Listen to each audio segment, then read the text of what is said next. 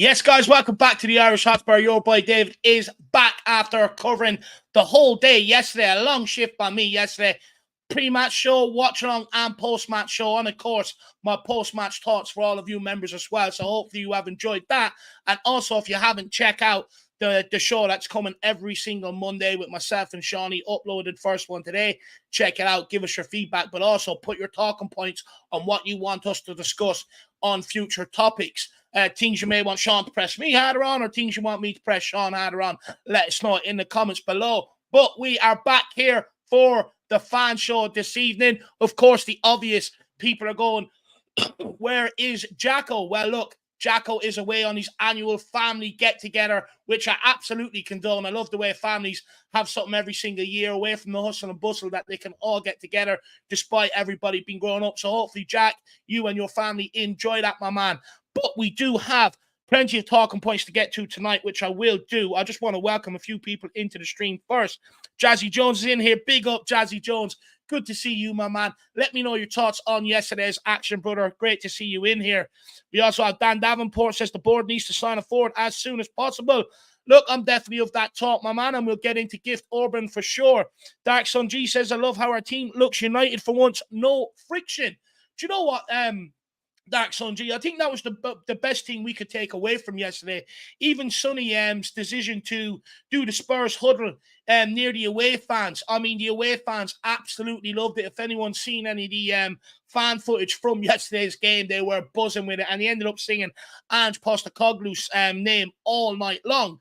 Now, I know Ange Postecoglou distanced himself, saying he didn't sort of bring around that idea. However, he did bring that to Celtic. Celtic done it an awful lot as well. So, but what I can say is when you see teams like that and the fans sort of bonding together, a bit like what Jurgen Klopp built at Liverpool, what Ange Postecoglou done at Celtic, you know, it forms something special. And hopefully we are on this journey, and it's going to take time. But there was a lot of positives from yesterday. But the big thing is that we've got a lot of players that are all heading in the one direction for once, rather than people pulling in different camps. I like the manager, I don't like the manager, I want to play this game, I don't want to play this game. You know, and I think we've all had our full of it the last 4 years, Dark Sun G and everybody else out there. I think we've all had our full of it the last 4 years. So the fact that, you know, there's togetherness around right now, I mean, it's absolutely brilliant, and long may it continue, because we need this to happen for the fan base to sort of heal and come back together as one again. And, you know, having that togetherness starts on the pitch, then it can go to the fan base, and then hopefully the fan base and the club can come back together as one again. But what I will say is there is protest this weekend ahead of the United game. So it'll be interesting to see, you know, how if that has any effect on the players' performance, which I doubt it will. But you know, as long as the board keep rising ticket prices, that noise is always going to be there. Plus, if the board keep making bonehead decisions, like I'm going to argue, like they've done this summer at times as well, that noise is always going to be there. So they also have to now play their part and come to the fore and jump on this togetherness and stop charging fans extortionate money. But big up, Dark Sun G. Really appreciate the support, brother. Dark Sun G, a lot of talk around Sonny, though. You know, does he suit Ange system playing on the left? Let me know your thoughts. Should he be playing down the middle and be our goal-getter? Or should we be looking to play him over to the right? Do let me know on that, Dark Sun G, my man. Iceman says, good evening, fellas. Here is looking forward to another great stream. Already looking forward to the Man United game on Saturday. Come on, you Spurs. I'm really looking forward to it in terms of I know when we get the ball, we're going to go at them and give it a real go. But I'm also nervous in the same regard because, look, let's face it, it didn't take Brentford too much to sort of get opportunities against us when they did break. And with United, they've got more speed. And basically, you know, they're better on the ball and they're more deadly with it as well. So I'm nervous. I'm excited but nervous, if you get me, Iceman. But big yourself up. Great to see you in the building. Who else have we got here? We have Welsh Gal in the house. Evening, you crazy Spurs cats. Big up, Welshie. Let me know how you enjoyed that game yesterday. You know, and look, you know, how many IPAs did you have to celebrate, and what IPAs did you have to celebrate? Big yourself up. Hopefully you're keeping well. Hopefully the weather's nice in Wales as well. Of course, the big Rugby World Cup coming up. Wales is a good rugby team. Let me know if there's excitement going on around there at the minute. We have Donovan Oosterreicher says, what's up, big man? Missing the season. Glad to be back, Donovan. It's great to have you back, my man. I've been missing them shades, brother. I've been missing them shades. Let me know your thoughts on yesterday's action. We also have effing hell. Oi, oi, big boy. Oi, oi. Mick Hermlock, good evening, my man. Hopefully you're keeping well. We also have Neck Rick Gaming. Evening, Dave. Big up. Big yourself up. We have DJ AK. Big up, Dave. Good result yesterday. We definitely was definitely the right tonic. Hasn't quite got the gin yet, but it will come in, and we trust. Come on, you Spurs. And look, I think that's the most important thing. Well, how do I put it, right? Yes, there's a lot of excitement around, and we all have to understand that it is going to take time to gel. However, it doesn't mean we can't highlight the area where the squad is weak. And I think it's important to do it now so that rather than talk about after the window closes, if you get me. Last summer, there was a lot of discussion about myself on the need for centre-backs. Others were saying there's not that quite need. Window closed. It came back to haunt us, and everyone's all of a sudden everyone's talking about centre backs, but we can't do anything about it by then. So for me, like when I do talk about the problems, it's not negativity towards Ange or his system or anything like that. I actually fully back Ange. I really like Ange Postecoglou, and everything he does gives me an absolute arousal. However, I want him to succeed that bad that I'm not going to be naive to the squad's weaknesses, and there are areas we need to improve to give this guy the tools to succeed. He's already proven that, he can get players to adapt to his way. However, a manager is only as good as the squad he has to work with, and we know there's still problems in that squad. I'm also going to get onto it. It's one of my talking points tonight, how long it's taken us to clear that squad out. It's absolutely ridiculous. And, I would actually argue that the poor planning around preseason and what's gone on over the whole preseason probably cost us a win yesterday on and setting Ange Postecoglou's reign off to the best possible start. But big up, DJ AK. Good to see you. We also have Bill. Big up, Dave. Pleasantly surprised with yesterday's performance. Yeah, yesterday's performance was immense. I mean, Bissouma was absolutely unbelievable. Shades of Dembele and that guy, just bust the midfield. Get him on the ball. He can run at players, take them out of the game, but also the amount of times he passed, moves to receive it, and move the ball on again. Really, really exciting yesterday. Bissouma was. We also have Mick Hermlock. Big yourself up. Carl Higgins. Big up, big up, big up. George Hill says, big yourselves up, lads. Hope you're keeping well. Buzzing about this new era, and I can't help but love the Aussie. Absolutely love that. Everyone, you're going to have to give me a new word to say instead of big up. Everyone's saying big up now, and it's getting repetitive. So you have to give me words to say to mix it up a little bit. Tan Hallen says, think we're going to sign Hatate if Pierre and Højbjerg goes. I think so as well. He was Ange Postecoglou's main project at Celtic. I believe when he brought the guy in, he was a forward player, a winger or something like that, and Ange reverted him into that number 6 role. And Ange speaks very highly and rates him very highly, so it wouldn't surprise me if we bring him in. However, I know there was some concerns when we were linked with him before around whether he'd get a work permit or not, because I think it comes down to the amount of international appearances. You have to make so much percentage.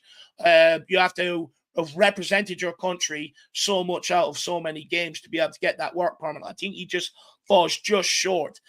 So I'm not sure the legalities surrounding that, but, look, we'll wait and see. Drula, big yourself up. Great to see you. We also have evening Miss TC Hotspur. Great to see you in the building. King Hoddle says, evening, Dave. I'm surprised by how quickly Big Andrews imprinted his playing philosophy on these players. Obviously, a lot of refinement still to come, but they have all bought into his ideas already. And look, that's one of the things I promised you, that he'd bring togetherness. I told you, despite the outside noise he got it at Celtic, he uses that outside noise. Let them do what they're doing out there. And inside, he brings a togetherness. He brings everybody together. And it seems like he's been able to do that at Tottenham. But we still have some way to go. Like you said, there's still a bit to go, but it's pleasing to see how quickly a lot of players are taken to his style of play.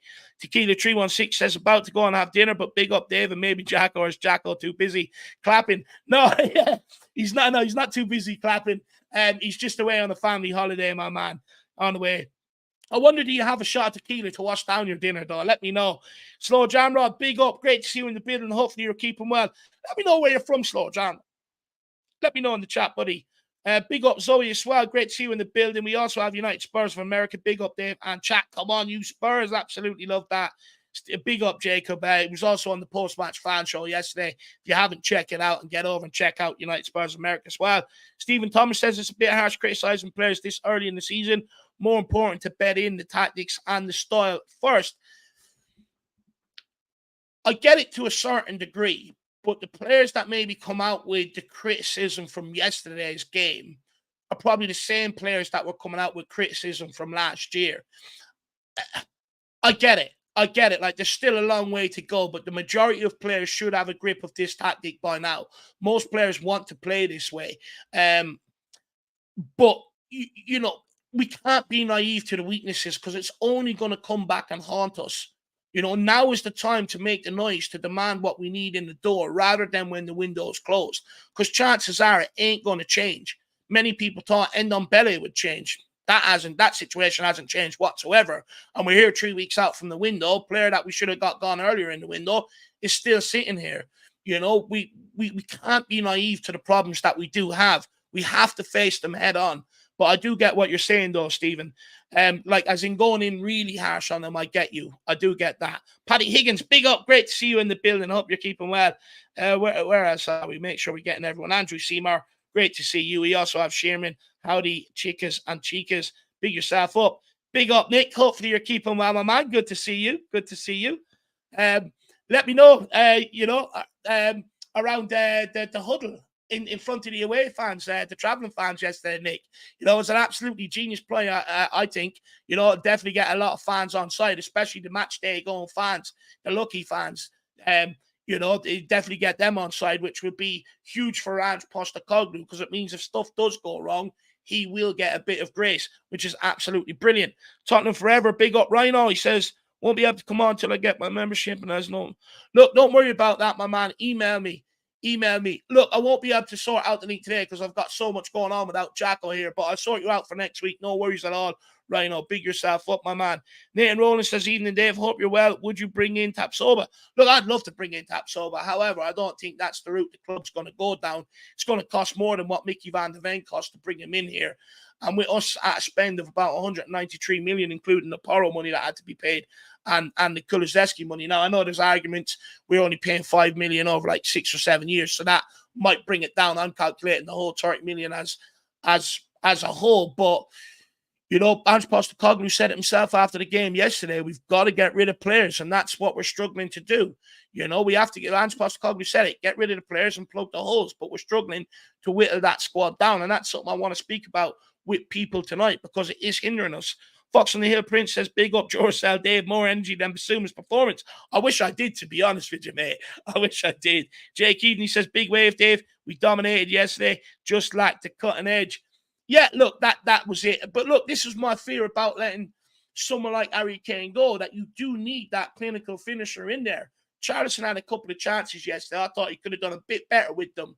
But it highlights the need that we do need to bring in another striker. Is Gift Orban the answer? Now, look, for me, I think there's two ways you've got to look at it. One, it is a gamble to bring in a guy that's only scored in the Belgian and the Norwegian league to come in here and expect him to hit the ground running and get the goals that we're going to need. However, you also have to weigh up, if we don't sign him now, is he a player that is going to go on to fulfill his potential and end up missing out on him? We've done it with someone like Kavicha, players like that before. So it is something that we're going to have to weigh up. But my bet is that if you remember back towards the end of last season, there were reports coming out that Daniel Levy was meeting with betting companies to devise a data-driven scouting model, a bit like what Brentford and Brighton operate under. And that was the way that we were supposed to be going with it sort of into the future. And I wonder, has that already been put together? And someone like Gift Orban, like Mickey van de Ven, like Vicario, these guys signed off the basis of that. And if that is the case, a lot of fans ask for it, and you're just going to have to give that patience to sort of work out. We've seen that it can work. However, you know, it's up to Tottenham to spend the money on the right players, because there's no point in looking at the data-driven model and going, yeah, he's good, but we'll take the 1/4 down in the line because he's cheaper. You know, if you find a gem and he's most expensive, you just got to pay the cash for that model to work. But it'd be interesting. Look, for me, I think it's a serious gamble, especially in the Premier League, which is an unforgiving league, to pin your hopes on someone like Gift Orban. My bet is the fact that we've seen reports today that potentially they're going to keep Dane Scarlett around till probably January at least. means that, for me, I think they're concerned where these goals are going to come from, and they're going to try and keep as many options around, and hopefully that they hit the nail on the head with one, like they did with Harry Kane once they took Adebayor out of the team. So let's wait and see. But, you know, it could go either way, really. Big up, Leo. Great to see you in the house. Also, big up, Lily White, Smurf, Bonza, footy, mate. Throw the opposition on the barbecue. Absolutely love it. Nick says, Ange has his own understyle dark arts. Where in the world? Just trying to figure it out. Absolutely love it. Big up, Foggy Foam says, good evening, Dave. What are your thoughts on Højbjerg? Because seems like Ange doesn't favour him. Sarr plays ahead of him. Could see him out the door soon. Look, from the reports that I was reading, it's more on Højbjerg's end that he sort of doesn't want to be here. He wants out. And if that's true, look, as much as I don't think we should let him go, if it is true that he does want to be out, then I suppose you're going to have to let him go, aren't you? But again, you know, we're selling leaders out of the squad. I know we've got a new leadership group, but if the going gets tough, because there's a lot of excitement around Ange Ball right now, but there's also a massive chance that, you know, Vicario, a lot of nerves around him at the minute. You've got the back line that's still conceding at the same rate, despite Van de Ven putting in a great performance yesterday and stuff like that. You've got a striker in Richarlison who's just not confident. Will he find that confidence back at Tottenham Hotspur? We don't know. And you're after taking 30 goals out of the team. So it could easily come back to haunt us very, very quickly. We may dominate games, but as we've seen yesterday, it doesn't take a lot to get at us and score goals. And you know, we need that striker who's clinical in that moment to be able to nick us, to be able to turn points into 3 points. So for me, it can go either way. There's a lot of excitement, but I'm also weary that it could go the other way. And if it goes the other way, it's not down to Ange Postecoglou, by the way. It's down to our poor summer planning, I would say. But big up, Foggy Foam. Great to see you. We also have Darnesh says, do you think Man United will be the first test for everyone on the board as well to consider buying players in areas of weakness? I think it could highlight the areas that we really need to improve on for sure. Because look, you know, that United teams like that, they're going to be the teams at the top of the table that we are going to be comparing ourselves to. And regardless whether it's this season or next season, that's the aim to get to, right? So if that's the aim and then there's serious weaknesses exposed that we need to get done, we're just going to have to go and do it. But to me, it doesn't take a genius to work out our issues. It shouldn't take Man United to expose them for the board to act. They should want to give Ange Postecoglou the very best anyway. So hopefully that is the case. Derek Smith says, as you wear flat cap instead of big up, I will use hat tip. Love that. Big yourself up. Big up, Amir. Big up, David. Hope you're well, lad. Even though everyone else thinks Solomon or Celso both could have impacted the game around the 70th minute. Do you know what? 100% I do, Amir. But look, when I look at yesterday, we ran out of steam for the last, 20 or so minutes. I would say the intensity stopped, the pressure stopped. When we got the ball, we looked out of ideas. We looked a bit lethargic, I would say, as well. And for me, that comes down to bringing a bloated squad on preseason, where you were giving everybody 45 minutes. And ultimately, preseason is used to build up fitness, get minutes in your leg, get the bearings of your surroundings again, get the feeling of the ball, and you use that so that when the season starts, you're ready to hit the ground running. However, when you're giving everyone 45 minutes, the players that we were keeping, it was always going to affect them because their fitness levels are not of what other teams are, like the teams that went out to the States and played very, very competitive matches in the Premier League series out there. I think that came back to haunt us yesterday's game. And I think Ange didn't make as many subs because he's still trying to get legs into these players' minutes to build them up for what's to come for the rest of the season. And this is why I was highlighting problems pre-season that I said would have a knock-on effect coming into the season. And yesterday, I think there's a few decisions that we made over pre-season that come back to cost us, like the intensity of the games that we've played, like selling Harry Kane, even though the club knew all summer long that it was going to be a massive possibility that they were going to do it. They failed to get someone in here to replace him. So not having a goal scorer, I would argue, was the difference between winning and drawing yesterday. Bringing a bloated squad on pre-season has had an effect on the fitness of the players we are keeping around.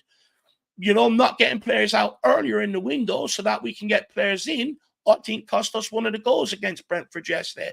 To me, that goal between Van de Ven and Vicario, that mix-up, all that takes is a bit of communication, a bit of talking. which is something you should be using pre-season for these players to gel. And little things like that throughout yesterday's game, for me, came back to haunt us. And that's all because of poor planning around pre-season. Amir. Steve Webb says, big up, Dave. Hope you're well. Personally, from what I saw yesterday, I feel like we'll be okay this season. Give the team time to get into a new system. 100%, my man. But look, as we can see, they've took up the system very, very quickly. It's now down to the quality of the individuals we have in the area that makes this system effective, in my opinion. But big up, it will get better as it goes along. There will be things ironed out for sure, my man. And then we have Paul Markey with a super chat, and then we'll start getting on the guests. He says, I know Valise needs development, but at least he has experience. Is one of the toughest and physical leagues. I'd put him ahead of Orban. Do you know what, on this Paul Markey? Look, this is the whole reason why Dane Scarlett's being kept around, to give this guy a chance to sort of settle in. So my bet is he'll come in, sort of train with the senior team, get some games under the under-21s, and then maybe you might see him start featuring off the bench and build him up that way. But the fact that Dane Scarlett's been kept around to help get this guy ready maybe means that Dane Scarlett, if I was Dane Scarlett, he's got to take this opportunity whenever minutes come, because Tottenham clearly see Valise ahead of the pecking order than Dane Scarlett. But also, it's a big gamble putting your hope on someone like Valise coming from the Argentinian league and hoping that he's going to help chip in with the goals with Richarlison. We spent 60 million on Richarlison. He's chipped in with one Premier League goal since he's been here, and it's going to be a big ask for Valise to get up to speed. Again, I think we're taking a gamble. We should be out there in the market for someone that's experienced and proven. Scoring goals is the hardest thing to do in football, my man. But you do rate Valise. You have said that to me, so I trust your judgment, because you're one of the only ones that I've come across through this experience of YouTube that does know the Argentinian league. So I'll take your judgment on it. Big up, Paul Markey. Let me know what you think on Gift Orban, though. You have an eye for younger talent. What's your thoughts on it? I can understand why a lot of teams are looking at him and why Tottenham want him in. But so what's your thoughts, Paul Markey? Do let me know. So quickly, big up, everybody. Thank you very much for coming in and joining us this evening. I'll give you my quick talking points, and then we'll get on with the guest. So again, we'll be talking about pre-season, as poor pre-season planning around the squad, even where we went to, the location we went to, etc. Come back to maybe bite us in the ass in yesterday's game. Heung-min Son sort of getting the team huddle before the game over in front of our fans, and it really got the fans up for the game. What's your thoughts on that? We also have about Gift Orban, is it a risk, or do you back this transfer? Let us know as well on that. Eric Dyer, apparently he wants to remain at Tottenham Hotspur. No surprise there. I would on 85k a week. However, surely the club should just want to pay up his contract, the last year of his contract. And when I listen to players who've been in that situation, they just want a fair change of that final year. So even if Tottenham went to him and offered up the full year, he probably will accept it. And even if he doesn't, there's plenty of things clubs have done in years gone by to be able to force players out of the team. You just basically tell them, look, there's going to be no squad number for you. You're basically going to be made train on your own. There's plenty of things the club can do to force this guy out if they want to. I don't get why they're letting Dyer take the club to ransom. I was under the understanding no name is bigger than the club, right? So on that basis, why are we letting him take the club to ransom on the last year of his contract? He's clearly not a part of the plans. Get him gone. Also, the transfer list that Tom Barkley brought out today, basically, Hugo Lloris, Ndombele, Dyer, Tanganga, Reguilon, Spence, White. A lot of players that many people predicted, or at least half of them players that many people predicted would be good, would be gone this summer and should be gone this summer. Some of them should have been first out the door. So why is it taking so long? What's the holdup? And all it's doing is having a knock-on effect for this new era. All it's doing is dampening the excitement around this new era. All it's doing is making Andrew's job tougher rather than easier around this new era. So why is it taking so long? That's what I want to know. So that's why we're going to get on the fans and let's hear what they have to say. And the first guest we have on today is the one and only Mia. By the way, everyone give her a big congratulations, reaching 1,000 subscribers today. What a milestone. Let's get her on. Mia, how are you keeping, my dear? I'm very well, thank you. How are you? Yeah, I'm good. I'm good. Do you know what? I woke up today, me, and I'm a weird one, right? I'm happy. I'm excited about Tottenham this season, but I'm also wary about some of the problems that I foresee maybe hindering the excitement further on into the season once the window closes. So I'm in a bit of a weird place today. You sound a bit like Victor Meldrew. You're being a little bit miserable, Dave. There's plenty of positives that we've got to take on. And do you know what I will say? Ange isn't fazed by any of this. So I don't think you should be fazed by it. Because if you look at Ange, he's a bit like, yeah, Kane's gone. We had a plan we did have plans for it. Thank you for the congratulations, everybody. We did have a plan for it and we're sorting it. And I think they are sorting it out in the background to get stuff done. I think Gift Orban is someone we're going to go for. I've just read that we are going to put an offer and they're going to accept the offer by the looks of things. But we do need to get some players out, and some players are going to be exiting actually this week. So that's a positive. When you're saying about a striker, when you think about it, when Kyago came in at Celtic, it was the same sort of thing. Young, probably the fans probably said, "Who is this guy? He's not well known," and all that. And he come good because Andrew's got a particular kind of player he likes to mould. He likes to mould a player, Dave. He doesn't like a ready-made player. He likes them to sort of mould them a little bit. But what I will say with Furuhashi, though, he had first-hand experience of how good the guy was in the J League. You know, he was over there before he moved to Celtic. He knew exactly what he was going to get from this guy. So you don't think that he might not know already of Orban? Because the thing about it is you don't know what Ange knows and what players he knows. No, I know that. But the point I'm making is that Ange Postecoglou witnessed the guy firsthand when he was managing the J League with Gift Orban. I don't think he's sitting there watching the Norwegian league or the Belgian league every single week. It's a bit different in the J League he was managing, so he knew exactly what Furuhashi was going to bring. Listen, I understand where you're coming from, but all I would say is that Ange has been known to scout good players, so we have to trust if Ange wants him, and that's who Ange wants over a Vlahovic or a Tony. Then you've got to trust Ange, right? Like the fact do we not have to be careful on this, though, Mia? Because plenty of people said with the bloated preseason squad, if Ange wants, but it's clear that Ange didn't want everyone going on preseason squad because some of the players that we already knew shouldn't be a part of the rebuild are currently on the transfer list. But that's not what he said. He said when he spoke about Harry Kane, what he actually said was, I'm not talking about Harry Kane. No. I'm just talking about everything. Hold on, in general, but he spoke. What I'm talking about specifically what he said about Harry Kane, but this applies to everybody, and he did say it. He said, "I will not leave anybody out of my. I never wanted to leave anybody out. It doesn't matter who. If I knew they're going or they're staying, I didn't want them to be left out of the group." That is what he said. So he's not the kind of person to do that, Dave. He wants should the board not be like? I get what you're saying. But if the board interferes, then everybody hold up. I get what you're saying on that regard, but people don't talk about the transfer meeting he had with the club before he joined the club on the 1st of July. He told the club exactly what he wants brought in here and exactly what he's wanted shifted out. My point is the club have failed to do that. But what I'm trying to say to you is that the club are working on doing that. And the fact is that he already said that he wouldn't leave anyone out. It doesn't matter whether they're going or they're staying. That's not how he works as a person. Now, if the board would have interfered in that, then obviously everyone would be saying, why is the board interfering and saying these players shouldn't be going? So that's your problem. What I'm trying to say is he is somebody, yes, I'm a feisty one.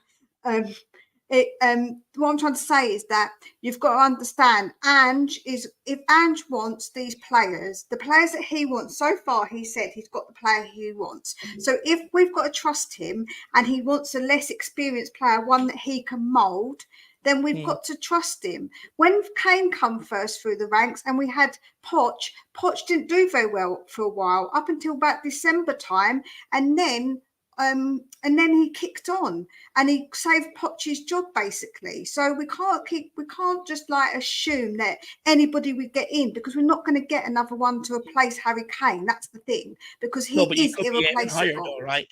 You could be Yeah, aiming but maybe, for yeah, but that's your an perspective. experience there. Yeah, but that's your perspective. We don't know what Ange wants. You're saying that, but that's because you're a fan and you're coming from a fan's point of view. But What me, you everyone see. also told me overall summer long that we don't need Harry Kane's goals.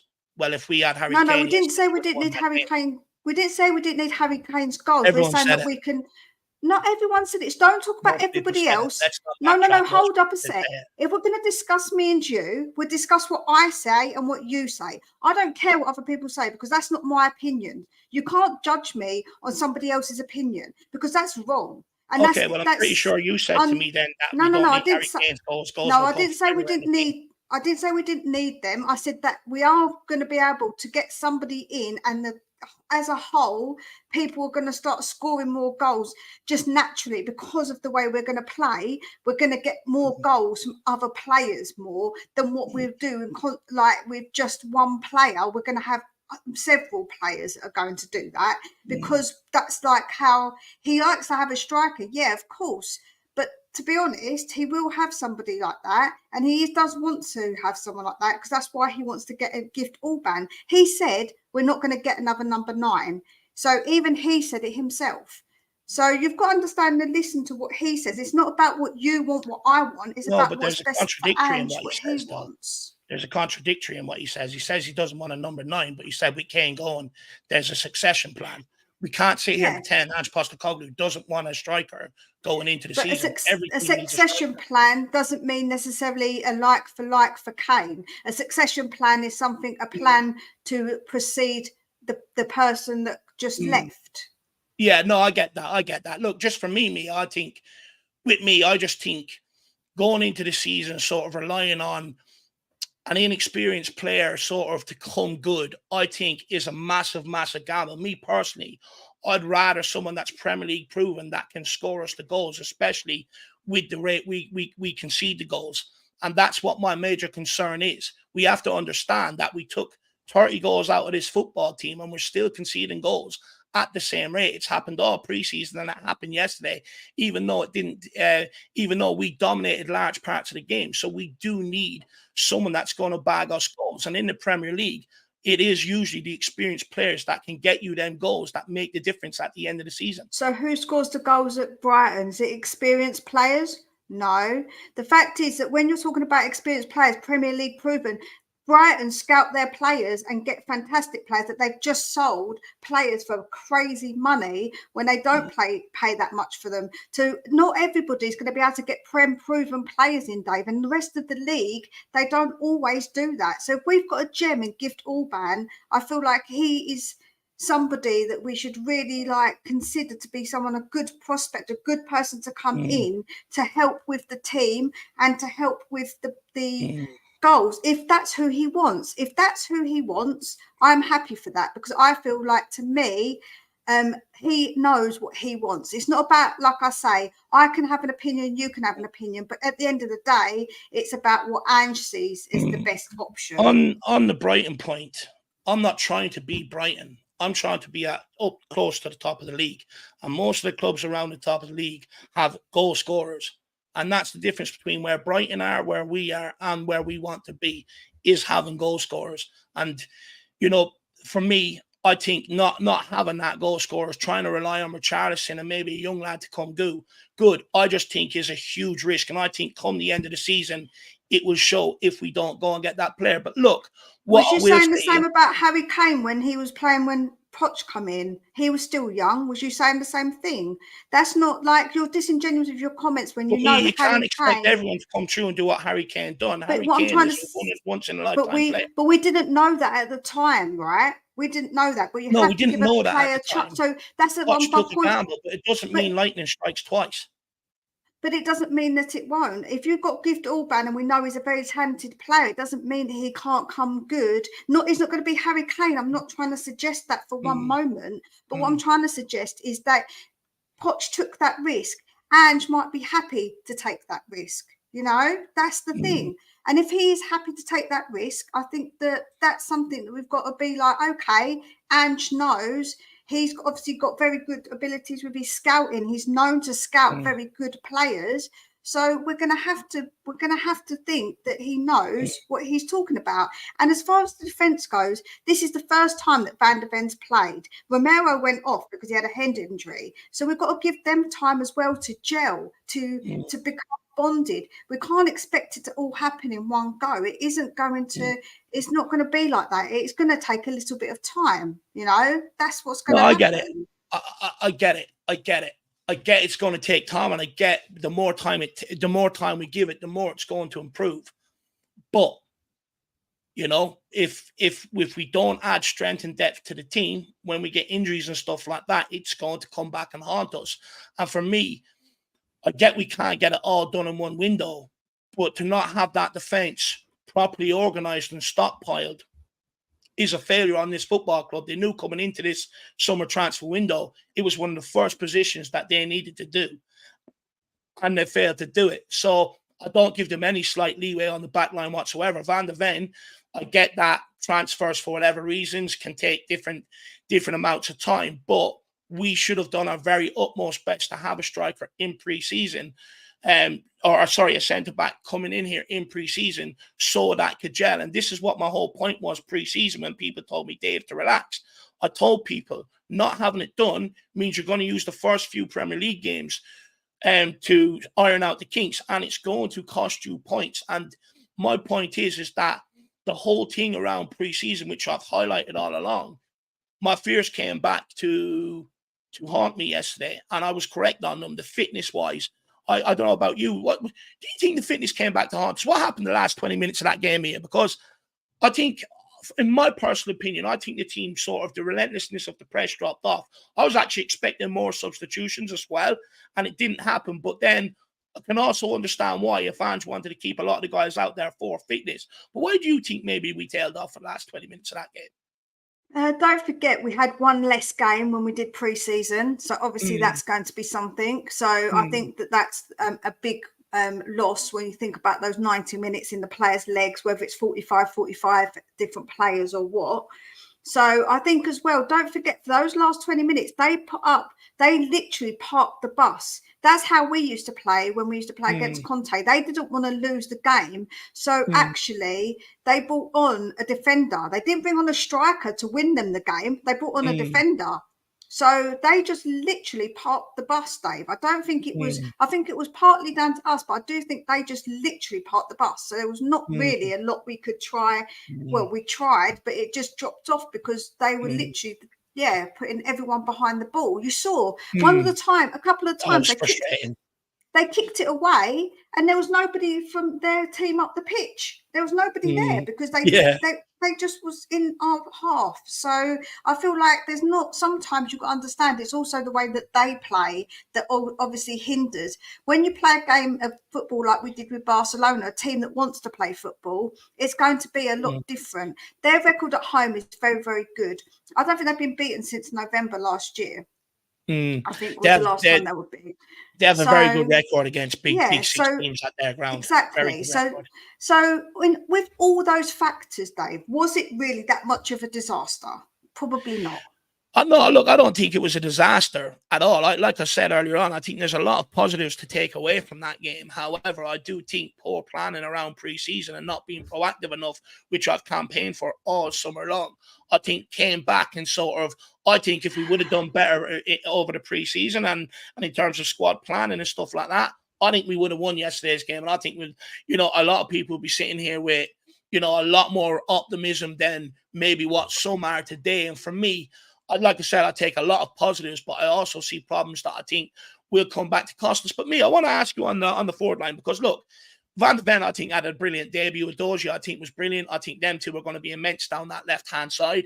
It'd be interesting to see if Romero comes back in. Can him and Emerson be solid on that side? I think they will. I think midfield was brilliant yesterday. Maybe bar Ollie Skip. I thought maybe we needed a bit more off him going forward. But the forward line, is Son, Kulu and Richarlison, it just did not sort of click yesterday. Could Ange have done more off the bench, maybe bringing on a Solomon as well and getting like Kulu off, or maybe pushing Son through the middle? Maybe could Ange have done a bit more, maybe to try and help that click experiment a bit more? Yeah, I think he could have definitely changed it up, but maybe there's a reason why he kept them on. Although it wasn't really working and it was really frustrating. It was Kulu and Sonny not really getting the ball to Richie that was really frustrating. They just kept doing the same things, cutting inside, and there should have been a change. I would have liked to see a bit more of a change, because when Perisic come on, it didn't make much difference. I would have loved to see Solomon, because I think Solomon offers something a bit different, and I really like him, and he's got a really good pass on him as well. He's a bit of like he's got a bit of like the Perisic about him, where he can go right into right down and cross it in, from a tight angle as well. I think he would do something like that. So I definitely think Ange should have, but maybe we don't know what he's thinking. We don't know why he did that. I don't remember, because he didn't put it down as a concussion one. I'm not sure how many subs we had left, but I'm sure he could have made more subs. But good decision not to put Romero down as concussion, because he would have had to, I think, take a 6-7 day out. They're going to do that anyway. I've just read they're going to check and see if he's okay. To see, because he's got to have 6 days if they think he has got concussion. They can't let him play if even if you don't fill out the correct form. Really, you cannot let a player have concussion and play a game of football. That would be horrific on our part, our medical team, and the responsibility we have on players. We shouldn't do that. So. It was interesting to hear what Ange had to say about it. He was like, look, these guys will just play through it. Sometimes they don't even know where they are. So it was interesting to hear what Ange sort of had to say on it. But Mia, maybe last question for you. What's your season expectations this year? Sort of what would you be happy with, looking back at the end of the season? I've always said 6th, 7th, I would be happy with, and to make sure that we are in the cups. We're not just in them to be there. Do you know what? I'm not going to put how deep in there, because I want to just, as long as we're competitive in all of the games that we play, I don't mind. Like, if we're going to play cup games and we're competitive and we don't put out weakened squads, I think I will be happy with that, to see that Ange is going to take them seriously. And I feel like we could get a fair amount away, especially the League Cup, because it isn't as many games. So I feel like that, we could definitely do that. And 6th or 7th, I'm quite realistic, Dave. I'm not trying to set my expectations on Ange too high. I want him to be given a decent chance, I really do. A bit like when we did have Poch. Like I say, it's very, very similar to what Poch, he came in, he had a bit of a rocky start, but it soon settled, So for me, I think my expectations is that, first of all, I want Ange to last the full season. It's important that we have a manager that lasts the full season in the dugout, because we haven't had one since Pochettino. And my expectations aren't too high this season either. I have put my season expectations that, I think a 10th place finish. Now, let's be realistic. There's not too much of a point difference between 6th or between 10th and where we finished last season. But for me, this season is about steadying the ship, and then just taking on into next summer and just plugging the weaknesses, and hopefully we've got a lot of the squad cleared out this summer, so that coming into next summer we can just focus on upgrading in certain areas to sort of push on again the following season. I think, it's important that everybody get the excitement, but we have to sort of temper our expectations. Like, let's not sit here and go, we're going to go on a title challenge. I would have said that if we get Harry Kane, by the way, but the fact that I worry where the goals coming from, I think everybody should just be like, we've got to realize that there's going to be teething problems. But let's wait and see what happens. We might end up being pleasantly surprised yet. But Mia, first of all, congratulations on the 1,000 subs. Someone unsubscribed, so. Well, we've put the link in here, so someone get over and resubscribe, and let's get that up. In fact, if 10 people do it, let's push it up over 1,1000 or 1,010, so that even if someone does decide to mess around with you and unsubscribe, you still keep that 1,000. But Mia, tell people about your channel, my dear. I've got my channel Spurs Between the Lines. I do previews, reviews. I do lives. I'm going to actually this Wednesday, if you're a channel member, like what Dave does, I'm going to have you on so you can have your say, which I think is always cool, to give that to the people who support you, because I'm really, really grateful to those who do support me. And even when people just come in and like and that them sort of things, I've been so lucky with everybody that I've had so far, been really wonderful. So I'm really, really grateful to every single one of you that has obviously subscribed. I really am. Yeah, and everybody get over there and check her out. She's usually the first show up on the internet in the morning, with all your Tottenham news. So make sure you get over and check that out. The early bird gets the worm, Mia, right? Yeah, I get all my transfer news in there quick. A couple of times now, I was first to the call on certain things. And I've said, well, yeah, I did say that this morning early. If you come and watch my videos, then you'll know all the latest info. So I normally put them up by about 8 o'clock. So any of the news that's been going on, I look and then bring it to you about 8 o'clock in the morning. So yeah, it's only normally I do about 5-minute video for transfers. So it's good. It's informative, not too long for you guys to sit and watch as well. Yeah. So yeah. I love that. I love that. Everybody, please get over and check her out. Mia's always here to kick off the fan shows, get things going. I absolutely appreciate that, Mia. Great back and forth on the forward line. And look, this isn't going to be the first or the last time we're going to have this back and forth over the forward line, I'm sure, because Mia will be joining us for a lot of the post-match shows this year. So you're going to be seeing a lot more of her around this year because you guys like her. So we're going to deliver. Mia, thank you very much for your time. And we'll see you again soon. Thanks very much. Thank you.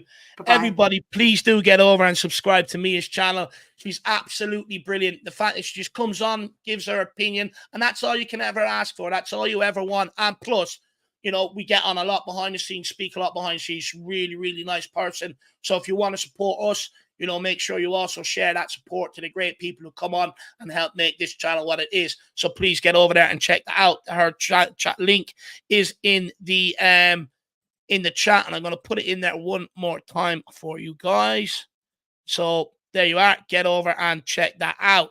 But look, we will keep this moving. Oh, actually, first of all, how rude of me. How dare I big up Donovan Oosterreicher, new YouTube member. Hopefully it's the fan show membership, my man. And hopefully you get on and have a chat with us sometime. Big yourself up, my man. And he's also followed up with a super chat. Says the boys are back in town. That's a great song by Tin Lizzy, by the way. Great song. Sometimes I listen to it when I'm on making my annual trip over to the Tottenham Hotspur Stadium. The boys are back in town. The boys are back in town. Absolutely love it, my man. He says, looking forward to a happy, clappy B-Day message in May. In all seriousness, big up Jack and Dave Van de Ven is a gem, and Boss Uma. And that reminds me, all you guys with channel memberships, we have put up in the community section to get in your birthdays as a part of your channel membership. We do want to help try and make your birthday, that day, a bit more special and recognize that it's a special day and send you a happy birthday message, because I know I love receiving happy birthday messages. It makes my day. So if you want that, everybody, make sure you just even email us and we'll put them all on our Google Calendar, and I guarantee you will not miss one this year. So big up Donovan. Van de Ven looked really, really good yesterday. Just composure on the ball. That own goal, look, I'm not really too concerned about. For me, a bit of communication between the goalkeeper and the centre-back, that doesn't happen again. But overall, I thought Van de Ven was absolutely excellent. There was no real moments that left me worried, nervous about him. Even when he was on the ball being pressed, I wasn't nervous. He's an absolute gem of a find. And Basuma, I mean, the guy's been incredible. He was absolutely incredible. Absolutely incredible. I put him down, I think. Did I put him down as my player of the season, or was it Son? Can't remember. But I had him in the thinking anyway. That's for sure. So big up, Donovan. And we're going to keep this going. We have the one and only Tyler next, followed by Dan Davenport. Then we have Hennessy. Can't wait to speak to this dude. It's great to put a name to that face. Absolutely love it. And then we also have Queen Ellie in the house. So we've got a good variety of guests and opinions for you guys. Let's keep this going. Let's bring on Tyler. Tyler, you're there, my man. He is. Big up, Tyler. How you keeping, brother? I'm doing good, Dave. How are you? I'm not too bad, my man. Look, what's your thoughts on what you seen yesterday? Yeah, I mean, overall, I think there's, a lot of positives to take, some negatives as well, but I'm just really excited with Ange, and I'm putting up full trust in him. I think I don't know about this season how successful we will be, but I know in the future we definitely will be. For sure. For sure. Just quickly, big up DB and Gwen and Claude just coming into the house there. Big yourself up, guys. But Tyler, look, let's start with the positives and then we'll go into maybe the negatives that you have takeaway. Or not negatives, but let's put it as things you think we need to improve on to give Ange the best possible chance to succeed. So look, let's start with the positives first, my man. What's your positives that you take away out yesterday? What impressed you? Yeah, I mean, first off, beautiful to see 70% possession on our side, not us having the 30% and the other team having 70. I thought we controlled the game fairly well. Obviously, getting beat out on the counter a bit, especially down our right side. But 18 shots, not too bad. Much improved from last season. Not as good as the preseason, getting over 30 every time. But I think the midfield, especially Basuma and Madison, I thought were absolutely incredible. I mean, if we get a proper player next to them, I mean, we're gonna have one of the best midfields in the league. I mean, Basuma and Madison completely ran that game. It was beautiful. They were unreal. Madison, of course, walks away with 2 assists, and Basuma just was the start of every single team going forward. And the fact, what I love most is that he wants the ball, right? And that was my biggest complaint with Harry Winks when he was here. He shied away from the ball. Basuma goes to him, give me that ball. He demands it, he gets turned, and he plays. And that's what I was so frustrated and annoyed with Winks, because he didn't really want the ball. And if it came to him, pop it back, you take it back. Basuma's brave, and that's what I love most about him. But look, we know that Basuma and Madison, they're probably going to be in there every week that they're fit. Did the skip experiment work for you yesterday? Because I see a lot of mixed sort of reports. I was reading reports today, some people saying that, very energetic, he was very good. But I'll be honest, I was left underwhelmed by the kid again. Things that I've maybe said he needs to improve on, I haven't really seen that improvement. I didn't think he went and affected the game whatsoever. I thought, and he ended up picking up a early yellow card, pulling down a counter attack as well. So he didn't really, affect the game defensively either with how much times they broke on us. So I struggle to see what his role is in the team or what he's supposed to do in there. What's your thoughts on that? Yeah, I know you guys know how I feel about Skip, and I don't want to just bring hate on the guy. I mean, I do love Skippy. It's not hate. It's not hate, Tyler. It's critique. Yeah, I understand. Yeah, I understand. No, I just, I clearly don't think he's, good enough to be the starter. At least, he was pretty invisible throughout the whole game. I think he stopped maybe one counter the whole. He didn't have an interception. I think he had one tackle the whole game. He just wasn't doing it for me. I think, and I don't know. I love Sarr, but I actually don't know if Sarr is fully ready to be starting week in and week out right now. So I think I would like us to go in and get a 6, because if you look at the end of that game, I mean, Basuma was trying his absolute butt off, but he was dead. I mean, he had to do everything in that match. So I actually, before, when people would suggest this player, I was hesitant because as an American, I know him, and it's Tyler Adams who I'm talking about. He's just not the best on the ball, but I think you don't need to be the best on the ball, because all he has to do is get the ball up to Basuma or Madison, and they will do the rest. I think we need a CDM, a great ball-winning CDM. He's super fast. He will stop the counters. He can sort of play like, what Kyle Walker does for Man City and stopping all the counters. We already have Van de Ven back there and Romero, who are fairly fast themselves. If we bring in Tyler Adams, I actually think it would be a great signing. Interesting. Because if you look at that game, we're only going to get beat on the counter really this season. We're going to be holding the ball well, especially in some of against the better teams, maybe not City or whatever. But if we bring in a sweeper like CDM, super fast, can win the ball back, he doesn't have to be the best passer on the ball. As long as he gets it up to our creative players, I think it would actually be a great signing.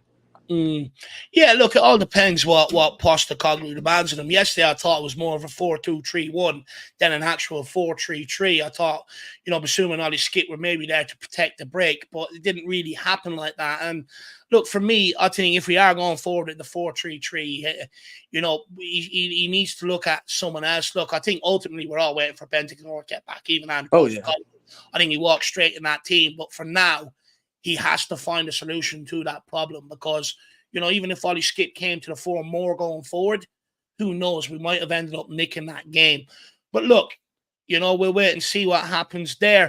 Just quickly, King Hoddle says, Dave, you need to acknowledge our recruitment, mate. Edoji, Mickey, Matters are all upgrades who have walked straight into the first 11, and you can add Bentancur and Basuma to that. King Hoddle, I've gone against the grain when it comes to Paratici's recruitment. I've sat here all the time, and I've said I rate Paratici's recruitment. I even said it's going to take time because he's got so much to clear out. But once you clear that out, you will end up praising this guy's recruitment. So I get what you're saying, but personally, I don't think I need to acknowledge it. I think I've acknowledged the recruitment more than most people. All the Welcome to Tottenham videos I've put out, I've acknowledged that. I think all the players we've signed have been good signings. My problem is the lack of signings at centre-back, but also letting Harry Kane go without bringing in a striker to get the goals, because I feel personally it's going to come back to haunt us. And my problem is more so with the weaknesses of the squad, more so than the signings we made. I think we made terrific signings. And Tyler, I think you can attest to that, right? I've praised Paratici more than anybody. Jack, right? Yep. Anyway, so King Hoddle, hopefully you understand that point, my man, because in fairness, I have made light of our recruitment. I do think a lot of what we bring in here is good. It's just that I don't think we do it enough. In my personal opinion, I think we're taking too long to shift Deadwood out. But Tyler, what do you make of the Dyer situation? We're told today Dyer wants to see out the last year of his contract. Why are we letting this guy hold the club to ransom? Yeah, I just want to go real quick on that, on your last point of what you were just talking about on recruitment. You know, I think we've done a really good job of bringing good, young, talented players in, quality players. But my problem is the reason why we're not bringing in more is because we're not getting rid of anyone yet. That's what I think the big reason is why we're not bringing anyone else in. We've failed to get anyone out. Only Harry Winks and now Harry Kane. But the fact that only Harry Winks had gone up to that point, it was crazy. I know I get Ange wanted to see all the players in preseason or whatever, but I mean, there's certain players that just aren't good enough. So it is concerning that we weren't able to get rid of anyone yet. My gripes is, though, Tyler, is you look at the players that we're told are on the transfer list. Most of them are players that people said that needed to be gone this summer anyway. Yeah. So I don't buy into this that Ange wanted. We just have failed to get players out the door. So it left him Ange with no alternative, in my opinion. Yeah. No, I agree. And now sadly it's looking like Ndombele failed again. Whatever. He won't put in the effort and get him the hell out. So looking like we'll get like 10 million hopefully for him. I think we absolutely have to get Dyer out. I was so excited yesterday, and then all of a sudden it's coming out as fake news. Just absolute disappointment. Yeah, but I think we could get 10 million out of him, and I think we honestly at this point, I don't know if Højbjerg wants to go, but he either wants to go or Ange doesn't want to use him. It's one of the two. So I think we do get rid of him. Hopefully, get about 30 million for him. Bring in a CDM or another midfielder. But yeah, no, I definitely think Dyer, he just has to go at this point. He threw a hissy fit the other day when he's not in the leadership group anymore and he's not up for captain, didn't make the squad. You're just not good enough. Why stick around? What's the point? You just want your money that bad? You don't love the club. I swear he doesn't. The way he performs on the pitch and the effort he puts out, you can just tell he does not love the club. He doesn't care. I'm really sick of this narrative that he's this amazing guy. Whatever. He was Kane's friend. Now that Kane's gone, get him the hell out. He's disrespected the club so much. The interview with Dave Portnoy laughing about us not winning trophies in so long. It's a joke. Just get him out the club already. I'm so sick of talking about it or listening or hearing about it. It's so annoying. So am I. Look, I just want this whole saga to be over. Just get him gone. He's here 8 years too long. On Ndombele, I have it here what Alistair Gold sort of said about what went on. Yeah. Despite a bright start, Postecoglou grew unimpressed with Tangai's attitude and application as the preseason wore on, including his timekeeping. I want to address something here quickly because I remember at the time when I said I was concerned about, him walking in from the bus into the into first training. For me, he just didn't look like he wanted to be there. And so many people said to me, Dave, are you now a body language expert? I wouldn't say I'm a body language expert, but I also understand that some people don't change their colors or change, the way they behave and stuff like that. So for me, it doesn't take a rocket science. You don't have to be a body language expert. It's just all these smart ass replies you get. You don't need to be a body language expert to work out someone doesn't want to be here. All you have to do is look at past evidence of the way they behaved at this club to know that. So to all them people who ask that question to me, I'm just going to say, yes, I am now. Now what you going to say? But anyway, Tyler, I'll ask you another thing, my man.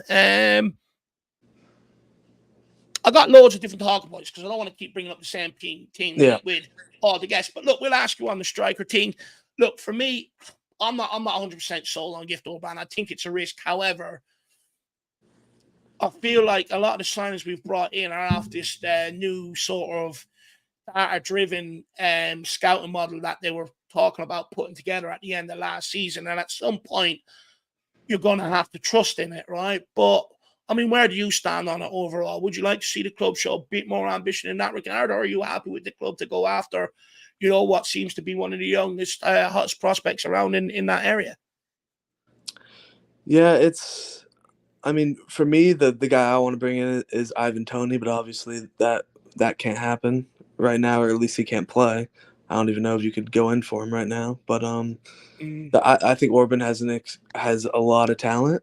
And we've got a lot of young strikers as well. So if you do want to take another gamble, one of these guys have got to pay off, right? We got so much young talent, I think, at the striker position right now with Valise, Scarlett. If we bring in him, we got Donley. I think, it's not a bad option.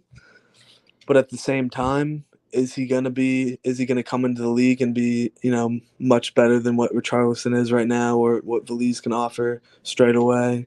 I don't know, but I wouldn't mind going in for him because I'd rather spend the money on a center back or a midfielder. Do you know what? I'm less concerned of the midfield there, Tyler, after yesterday. I think more for me, getting another centre back, getting a forward that, knows where the back of the net is. And for me, I think we're cooking under Ange Postecoglou. I think it changes my season predictions as well. But look, we've got 3 weeks left in the market. Let's see what we can do. I just say the club needs to hurry up on the outgoing. So far, we've got rid of his Winks Road and Harry Kane. So let's see what happens.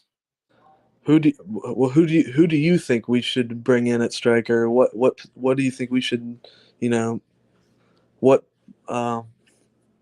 Yeah, look, Dusan Vlahovic is one that me and Jack are both like. I think he's got all the right attributes to be able to become a real success in the Premier League. So for me, I'd like someone like Dusan Vlahovic. Look, if we are sticking to this young sort of, model, I think, I'd rather someone like Kevin Ferguson, right? He's already proven he can do it in the Premier League. He scored goals at the back end of last season. He scored first game of this season. I've watched the kid for Ireland. He's our best player in that squad by a country mile. And I think there's a lot of similarities to Harry Kane or strikers of that ilk in this guy. Go and look at his goal at the weekend with Brighton. Similar position to where Richarlison was against Brentford, but yet he managed to bend it round his man and find the bottom corner. Whereas Richie didn't do that. This guy can hold up. He can run in behind. He can beat players. He can score goals inside and outside the box. He can score goals with his head. So for me, someone like him, I'd be more comfortable if Tottenham went and got it. Now me, I'd have much rather keep Harry Kane and bring this guy in behind him and let him learn off him. But we don't have that option anymore. So, look, whoever you get really is going to be a risk, right? Like we've seen with Tottenham, we spent 60 million on Richarlison. He hasn't come in and done the business despite being Premier League proven. But for me, I think there's a certain caliber of striker we need to be in the market for to have that goal output. And I think someone like Dusan Vlahovic in around that and above is where we should be hitting. Yeah, and I want to trust Richie. I really do. I mean, we spent 60 mil on the guy. There is a decent player in there, but when you just look at it, I mean, yeah, you want to give him time this season, him being the number one. But every time he got on the pitch last season, you could tell his quality just wasn't there. His touches are off. His movements just not good enough. He is good at pressing, yes, but he's just just everything. His passing's just not been good enough. I mean, it's just I'm very worried right now about that, and I think we should have tried Sonny at the 9. I get why you started Richie yesterday. You want to put confidence in him, maybe, with his confidence up, playing Yeah, week in and week out. I can totally get why Ange did that, but I think at some point in that match, he should have definitely brought. What I was wanting him to do was bring in Solomon and Perisic, and move Son to the 9. But I think we waited too long to bring in sub. It was kind of I was getting a little nervous. I'm like, oh, here we go again. One of the biggest things I was upset about Conte with in his tenure is his lack of making substitutes or bringing on the right players. And I was a little bit getting nervous. I'm like, oh, not making subs. I think we waited a little too long to bring Perisic in. Him being that old of a player, it's going to take him a while to get into a game right away. And I think after about 10 minutes of him being on, he created an unbelievable chance for Madison. Played him down the wing, who put a great ball into Richie, who just got the ball, made a touch, just stood there for a second. I don't know why he didn't try to move or do anything with it, and just shot it right at the defender. It was just Richie had chances yesterday. I know people are saying he barely got the ball, barely had chances. He had two really good chances to put the ball in the back of the net, and he couldn't do it. If we had Kane yesterday or a proper 9, I think we would have gotten 3 points out of that game. Yeah, 100%. Look, that's my belief as well. And as well, people forget there was a couple of times to try to slide him in, and his first touch was not there, like it wasn't last season. So yeah, look, with Richarlison, I just don't have the confidence he's going to bag us the goals we need. I think, if you've got to take the guy out of the build-up play. Look, we also have to play to his strengths, though, right? You've got to get the ball on the outside, and you've got to get balls into the box. That's Richarlison's strength. Put the ball in the box, let him go and attack it. Anything outside of that, forget about it. Look, let's wait and see, Tyler. Let's wait and see what happens, my man. Anything else you want to talk about before we let you go, brother? Just talk about I want to talk about Van de Ven real quick. I thought, I thought he had a really good debut for the most part. I mean, really unlucky with the own goal. I mean, he obviously it was a slow shot. He probably shouldn't have stuck a foot out. Vicario definitely had it, but you can't put too much of the blame on him there. I mean, he's a little bit nervous too, I'm sure, in his first match for us. But I thought on the ball he was it was just beautiful to watch, having another defender in there that can actually pass and like dribble a little bit. A couple times he dribbled out of some pressure. It was just really nice to see. Obviously Madison was absolutely incredible. He was solid. For the most part, he won't fully replace Kane's creativity and passing from the midfield, but at least we actually have a cam there instead of our striker dropping off and doing it. He brings a different dimension, though, doesn't he? He's faster dribbling. Yeah, 100%. I thought he was absolutely incredible. Odogie as well. Yeah, I wouldn't say completely incredible because they just didn't even attack down his side because he was defending so well. They wouldn't even bother. He was so fast and strong. They did not even bother. I mean, you saw the way he was grabbing onto Mbuemo. Oh, that was hilarious. A couple times he grabbed on him. Yeah, they didn't call a foul. Finally, they did on his last one. But no, I thought that I'm really excited for the season. I think we do need to bring in one or two more players and get some of the deadwood out. But I have full trust in Ange, no matter what he does, what decisions he makes. And one last thing on the game tomorrow, I thought that ref was horrible. That penalty call I thought was absolutely atrocious. Sonny nicked him. Yeah, don't get me wrong. If the guy flopped right away and knew how to flop, it would have been a pen in my eyes. But the guy waited a couple seconds, and then realized, oh crap, I should fall down, and then he fell down holding the wrong damn ankle.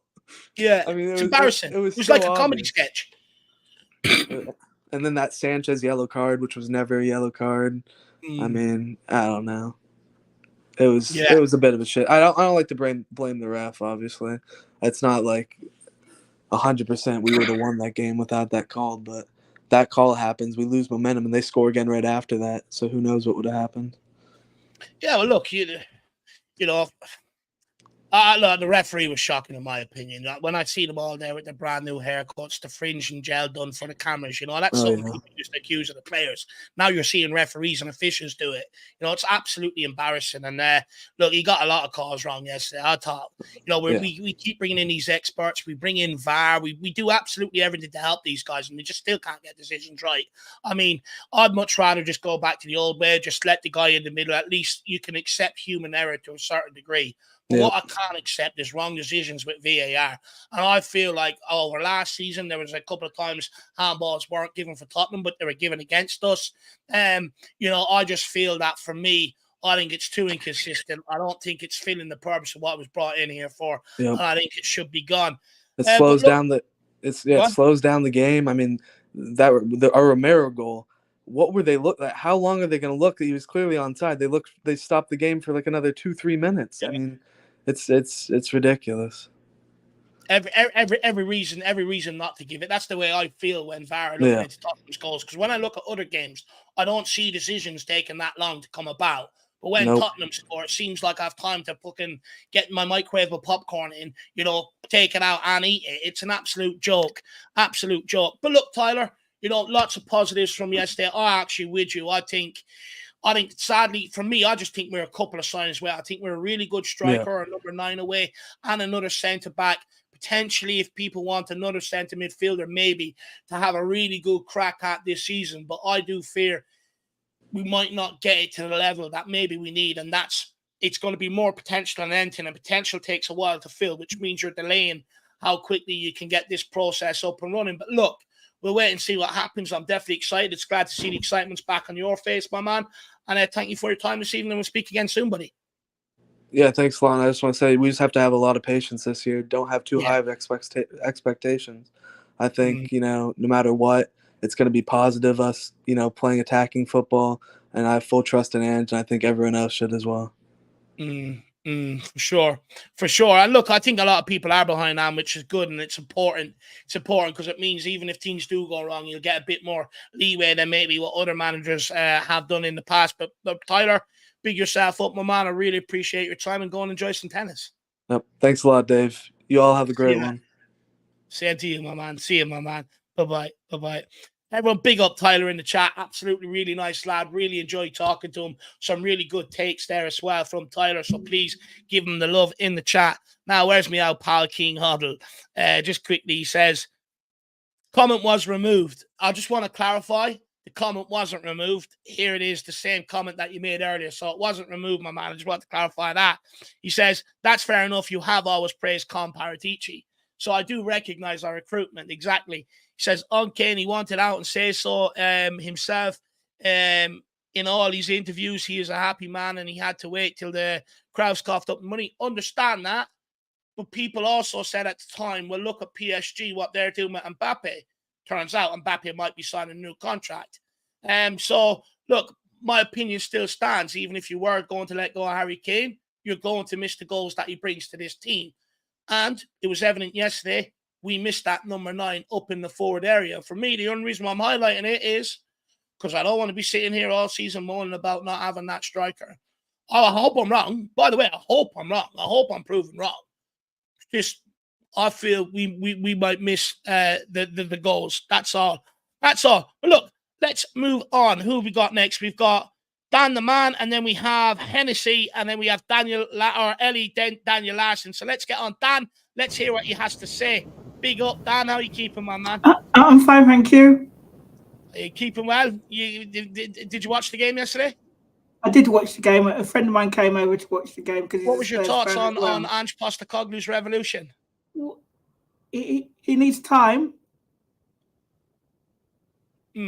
Yeah, for sure. For sure, he definitely needs a bit of time to get things up and running. 4 debutants yesterday. You had Adoji, you had Basuma, you had Van de Ven, you had Madison. Not Basuma, Madison and Vicario. Who was the standout for you yesterday? I think they all tried their best yesterday, but Brentford, it isn't an easy game for us yesterday.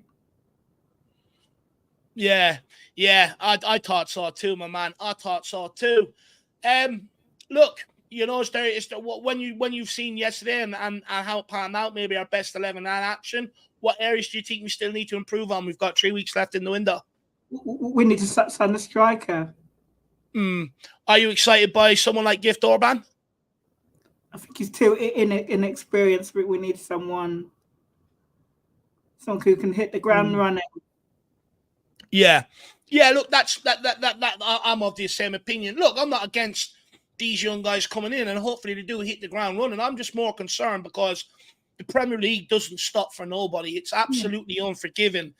And it's not going to wait for Tottenham to give the new guys or some of these younger guys time to get up to speed.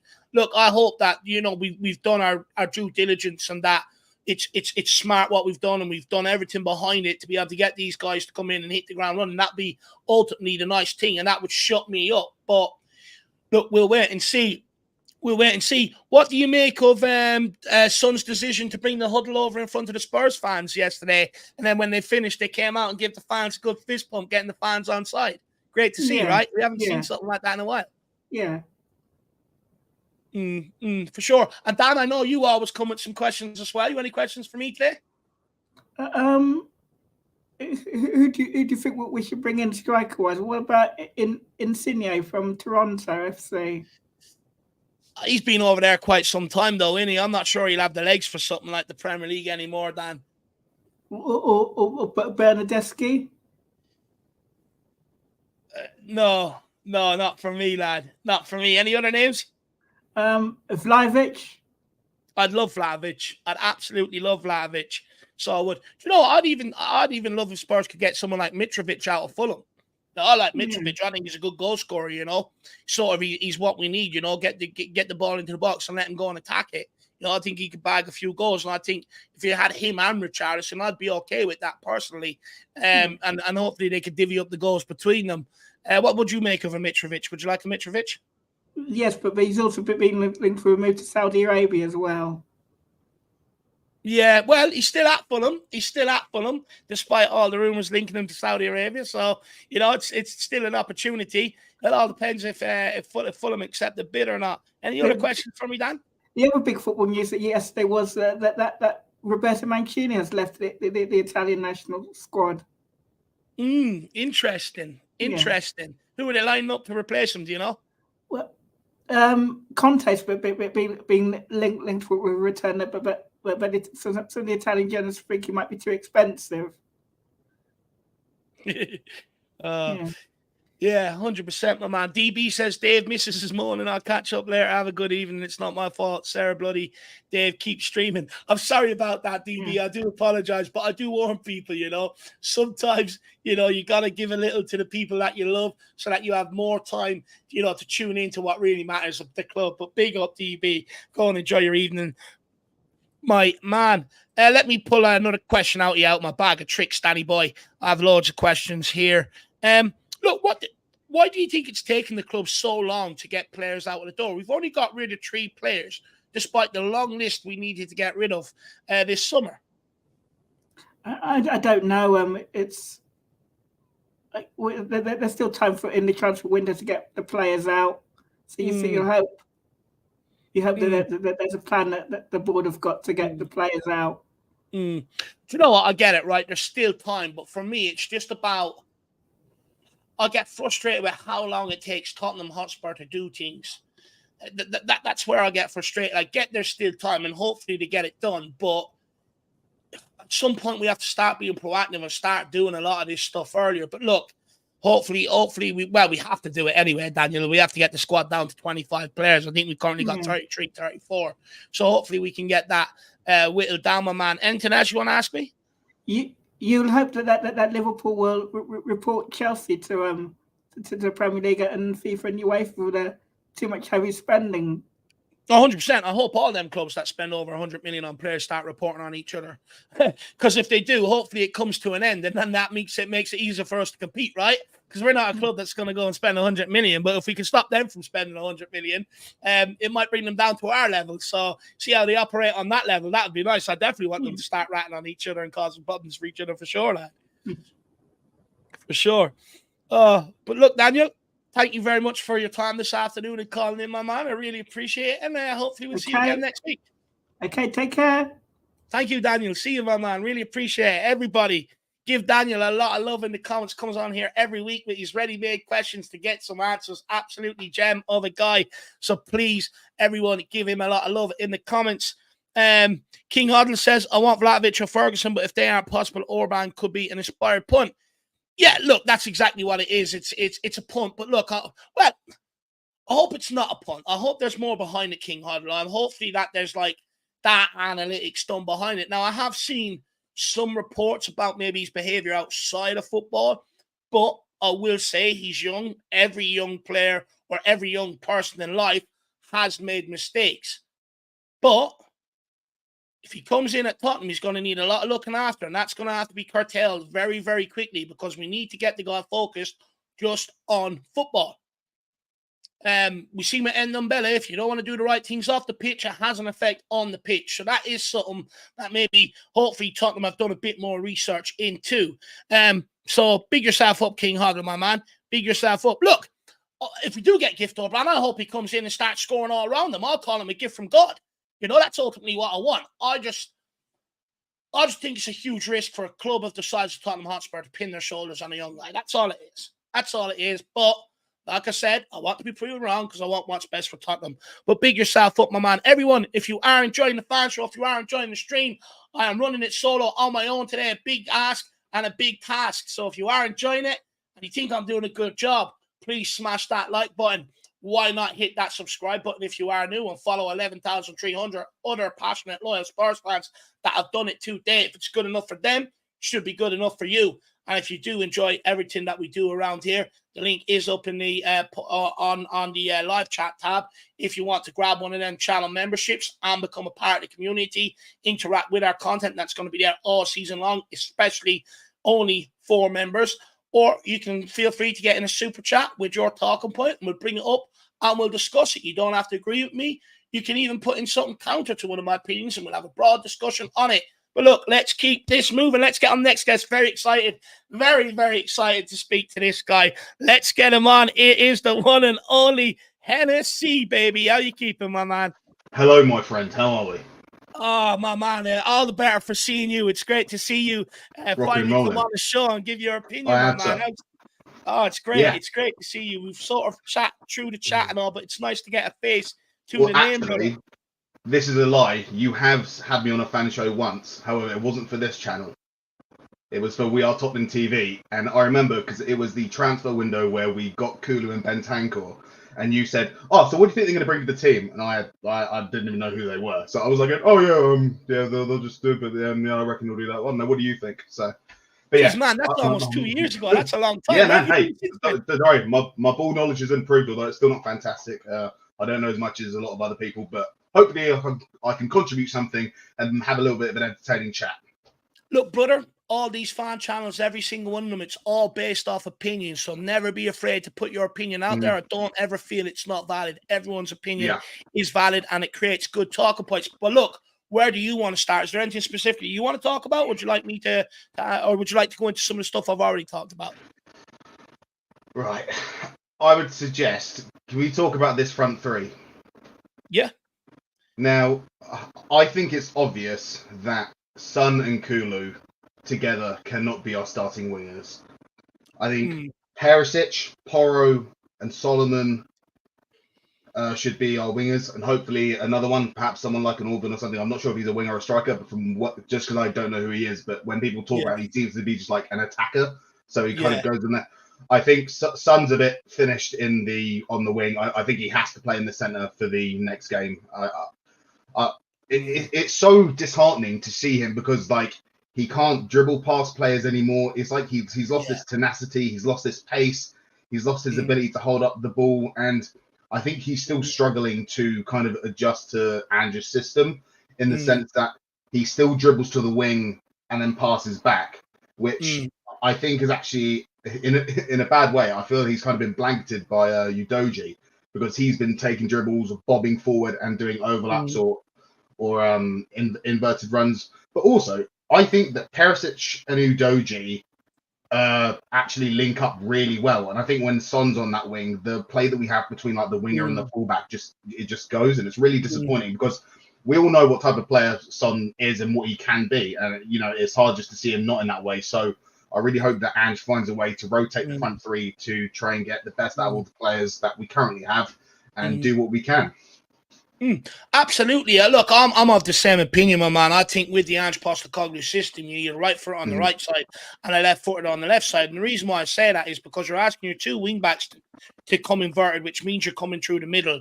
You've also got two number 8s coming through the middle. You've also got your striker in the middle. So when your wingers constantly want to come in on their preferred foot and cut inside, all you're doing is chock-a-block in the middle with no one on the outside. You've got no width. And they do, like, you know, when I was growing up in football, you're always told keep as much width as you can, especially in terms of possession, because you make the opposition have to use more energy to try and get the ball back. But also, you're asking opposition players maybe to go out into positions where tactically necessarily their manager doesn't want them to go, and you can open up that way. So that's why it's important to keep the width, and especially in this system where everyone's so central, it's even more important that they get on the outside and cross the ball. But look, I want to stick on Sonny a minute, my man, because when it comes to Son, there's a lot of talk about him at the minute. And look, we got to be honest, right? From what we've seen over pre-season, it hasn't been inspiring from the guy. I think largely he struggled. Yeah, what do we put them struggles down to, my man? Do we put it down to him getting older, or do we put it down to the fact that he's off the back of a cheekbone surgery during the season? He's had another surgery just before pre-season started, and maybe his fitness levels aren't at where everyone else is at. What would you put it down to personally? To be honest, I don't know what it seems to be about him, but I don't know. Perhaps it could be a combination of injuries. There could be things happening off the pitch that perhaps we're not aware of, and I don't really have an answer. I guess I could only say it's either struggling with fitness, coming back from surgery. You know, he was absolutely abused as a player last season, so you know that you can't just carry on abusing players and keeping them playing when they're at the highest level in the most physical league, like one of the most technical leagues. Like you're bound to wear some players out. Yeah. And to be honest, I think this might be just like a bit of burnout that he's kind of experiencing. What I'm really hoping happens is that, it sounds bad, right? I hope he gets benched so that he comes off and scores a hat-trick. That's what I want to happen, because we all know what happened last time when he got benched, right? So by that logic, one-on-one, if we do it again, there's a 50% chance it's going to happen. So yeah, but it's a really difficult reason as to why he's fallen off. Now, it'd be interesting now, though, to see if he gets benched, right? With him now being made captain, it'd be interesting if that call is going to be made. But what do you think of Son being made captain altogether, and the other two guys, Maddison and Romero, vice captain? For me, I like it. Right, you've got a leader in the forward line, so everyone knows who they need to be listening to. One in the midfield and one in the back line, right throughout the spine of your team, which means every area you've got someone in command, in control. What do you think of that whole leadership group overall, and Sonny getting the leader? Does he inspire you as a leader? Because I've heard many arguments saying, look, you know, the guy wouldn't inspire me to you know, crack an egg. Yes. So first of all, I'm very happy with Maddison and Romero being vice captains. I think Maddison, just with, I guess he's now kind of our Eriksen replacement, you know, half a decade later. And I think he's shown he's going to be very exciting. He's definitely going to bag some goals, and he's already bagging assists. So I'm very happy for that. When it came to the defense, I don't think there is any other guy you could have possibly chosen to be a vice captain.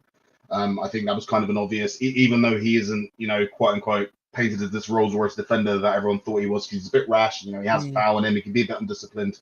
But I think when you look at our back line from last season, I think there's no doubt that if you had to choose a captain out of those, Romero would be the one.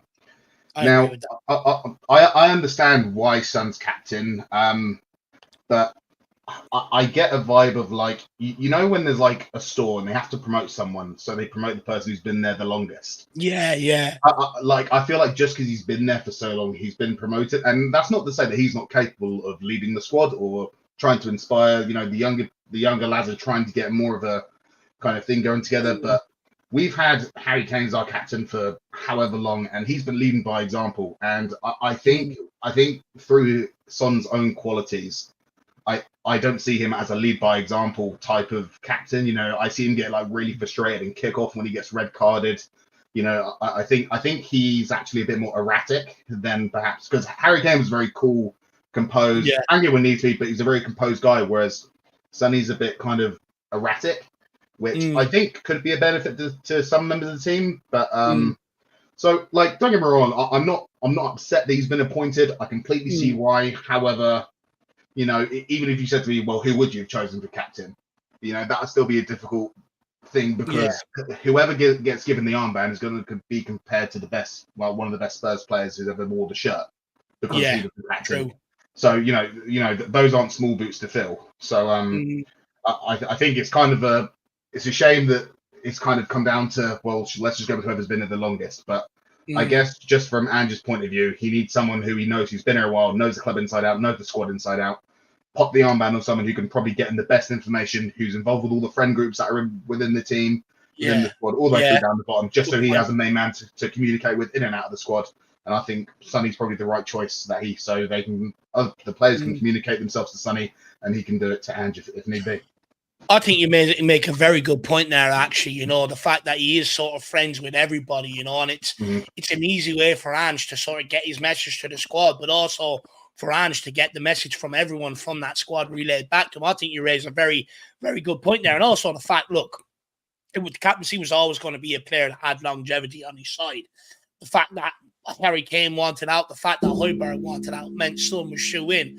I mean, you're not going to give it to Dyer or Ben Davies, even though Dyer plays out the can. What do you make on this whole Dyer situation, by the way? I mean, it's weird, right? He unfollowed Tottenham, then followed. He didn't travel to the game. There's rumours last night saying he was leaving to Saudi Arabia. Then they came out today saying they're not true. And then there's reports saying that he wants to stay out the last year of his contract. Why are we letting one guy like this hold the club to ransom who offers the club absolutely zero? Why aren't we, acting more to get him out the door? And this brings up an overall point, though, Hennessy, is that, we're very slow to get players out the door because we allow them to make these decisions for themselves. We've only got rid of Rodon, Winks, and Harry Kane, and this summer was supposed to be about a big clear-out.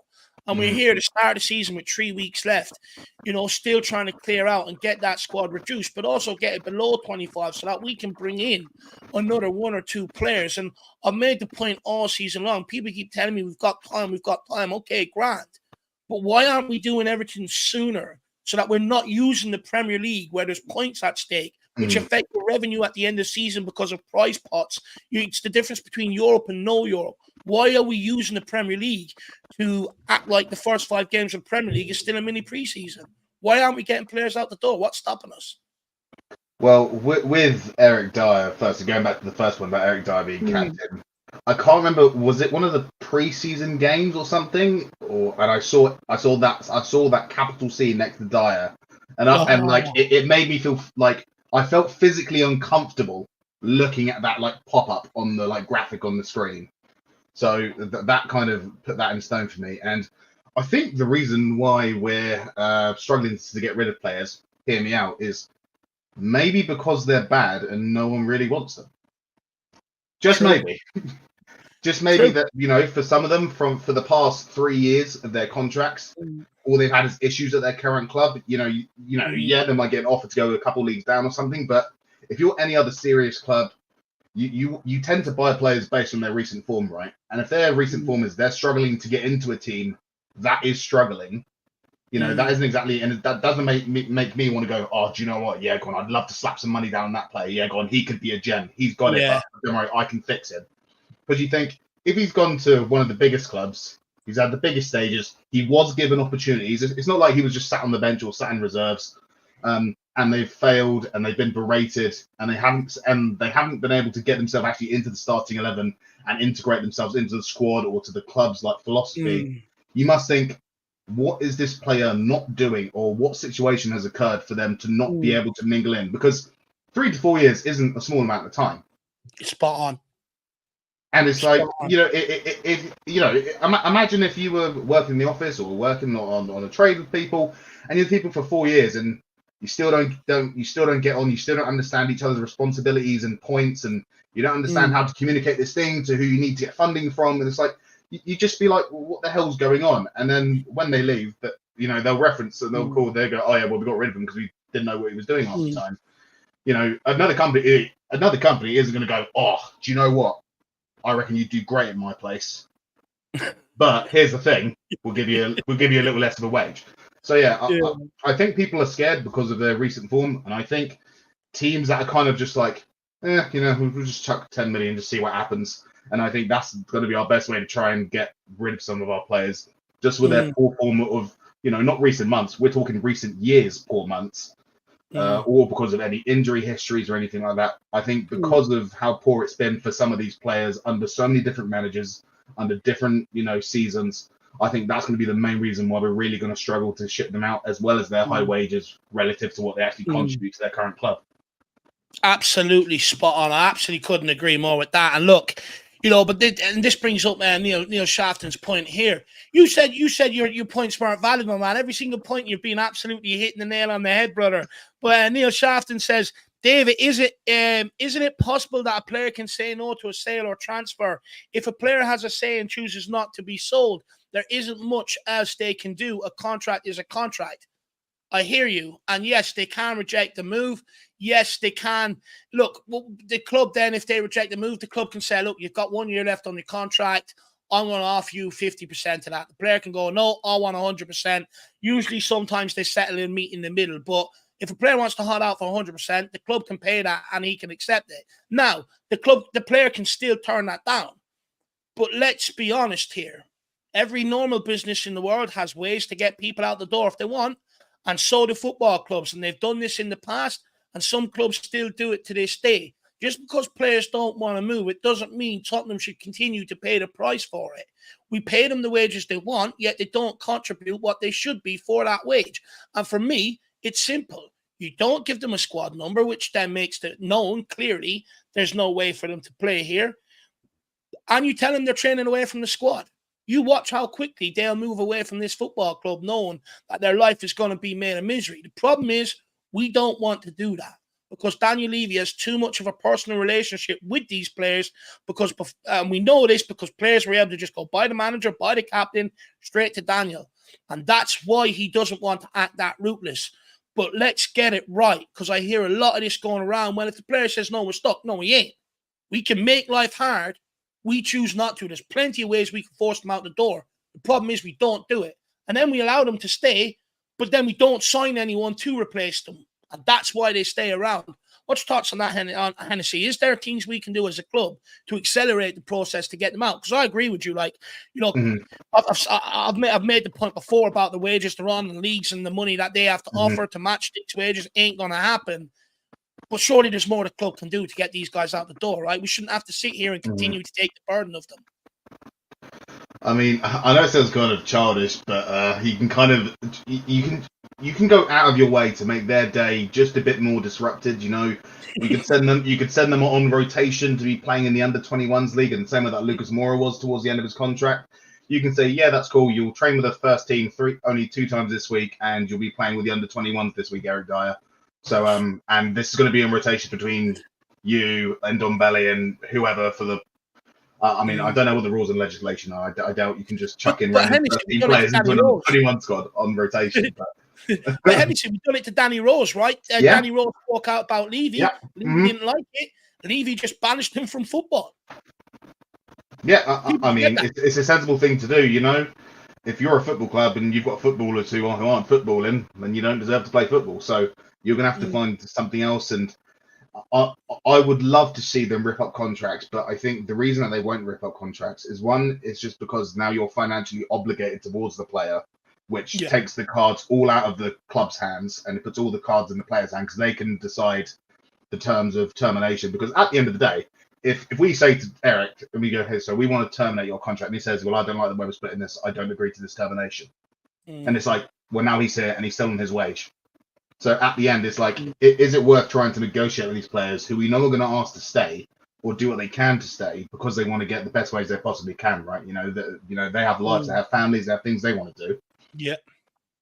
And, they're not going to sacrifice their high wage knowing that this team is probably not going to offer them another contract. They're going to do what they can to get as much money as they can whilst they're here. Hey, if I was being shoved out the door and I was on a really high wage, I just get my head out of the way of everyone else. I do as little as I could for as long as I possibly could until the day comes where you're literally physically moved out the door. So unfortunately, as much as I'd love to see it, and I know other people would, I don't think it's in Daniel Levy's I guess it wouldn't be in his mindset, and it wouldn't be correct for the club from a financial standpoint to be able to rip up the contracts, even though we would love to throw them out ourselves. For sure, you're absolutely spot on there, my man. Absolutely spot on. Let's dig out another question for you, my man. We didn't speak about the striker situation yet, did we? I didn't speak about that, would you? No. The only thing I said is that Son should play through the middle, but that was more in relevance to the front three as opposed to an individual striker. Well, look, what on yesterday's game? First of all, what was your thoughts on the performance over? Oh, we got that. Look, for me, the lack of creativity showed up. I'll be honest, I was sort of expecting us not to have that cutting edge after losing someone like Kane, who's so clinical when the chances come around. Do you think we have to go and buy a striker, or do you think, look, hold on a minute, just give Richarlison time, let's back the club signings that maybe the youngsters that they're bringing in, and let's see how it goes?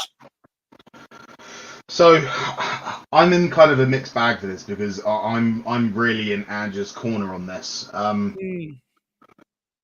If we could bring in someone who we are confident could slot straight into Ange's number 9 role, and we're confident can bag 8 to 15 goals a season for less than 45-50 million, I don't see why we shouldn't.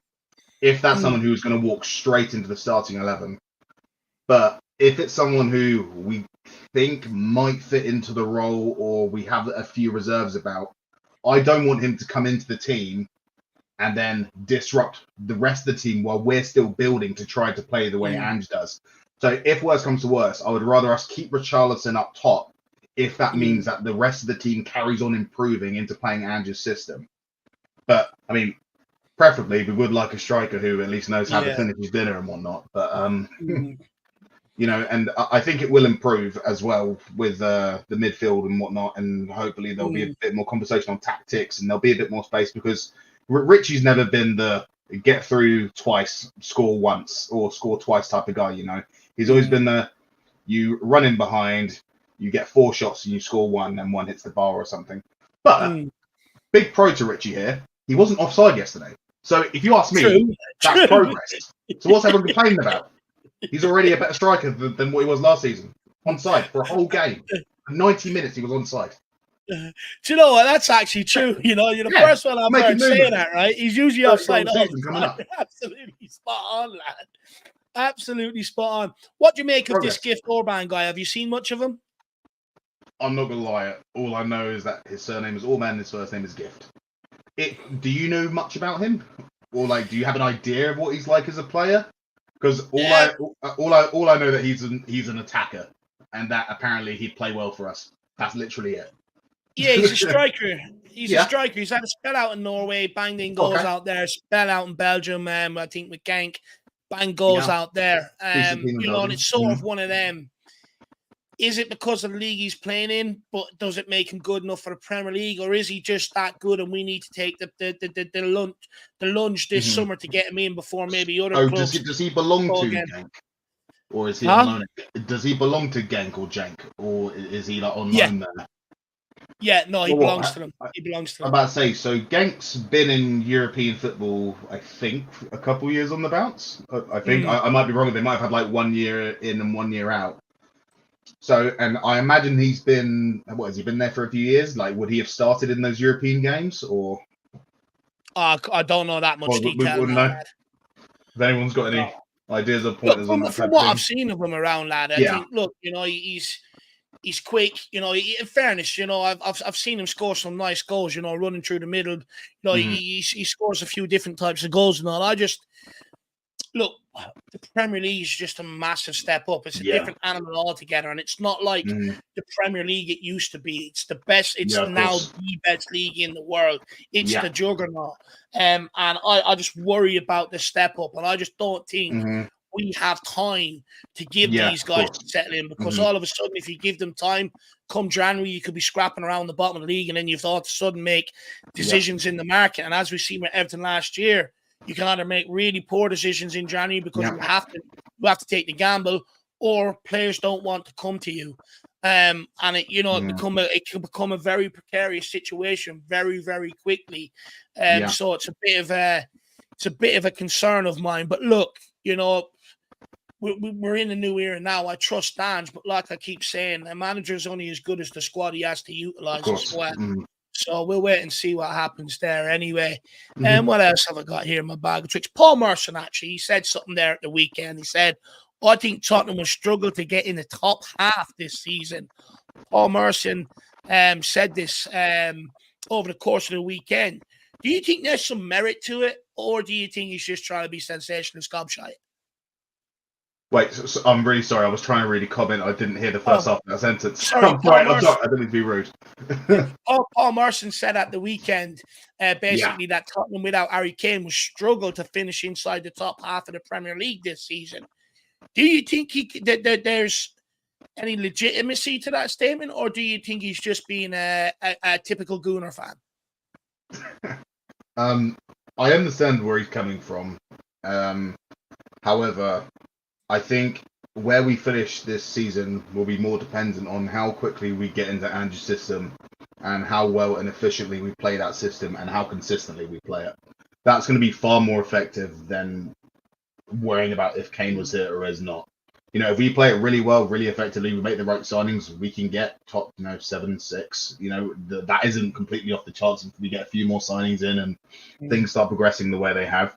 You know, but on the contrary, if there's no solution by, game 10, 12, 14, 15, it's coming up to January, you start to get a bit worried. So I think I completely understand why everyone else thinks, oh my God, Kane's gone, Spurs are getting relegated. Like, trust me, we're not. But I definitely think we're going to have to finish. Like, if we can finish 8th last season, then we have to finish in the top half of the table. So I don't think it's going to be as dramatic. Obviously, it will affect us, but with Ange's thing, goals are going to come from elsewhere. As many goals, I don't know. We're all going to have to find out. But I think this season should be kept as a building season. We've lost our talisman for the past 19 years. I don't think we should be expecting to start, qualifying for European competitions. And to be honest, I think it would be nice not to as well. Just so we could have 2 seasons back to back of just domestic cups and just 1 game a week, just to really kind of build this in. But then I also understand it's well, do you really need 2 years of 1 game a week? Come on, step it up a bit. And then that personally, I think that would come to the players. And unfortunately, that's just something that's going to have to unravel in time. And all we can do is smile, support them, shout at them when they do bad behind the screen, and praise them when they do good, and hope for all the best.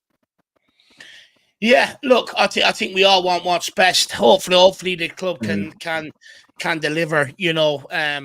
A striker, in my opinion, at least another centre back, but also get rid of the deadwood. I think the poor planning around the squad this whole summer, I think, has just come back to maybe haunt us yesterday. I think you don't sell Kane, you win yesterday's game.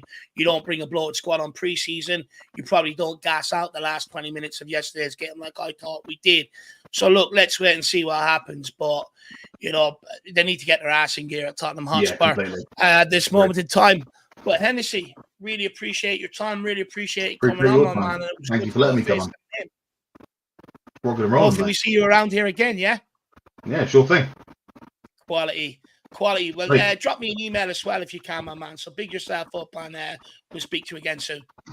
Sure thing, mate. Take it easy. Big up, Hennessy. Thank you very much for your time. Come on, you Spurs. Come on, you Spurs. Come on.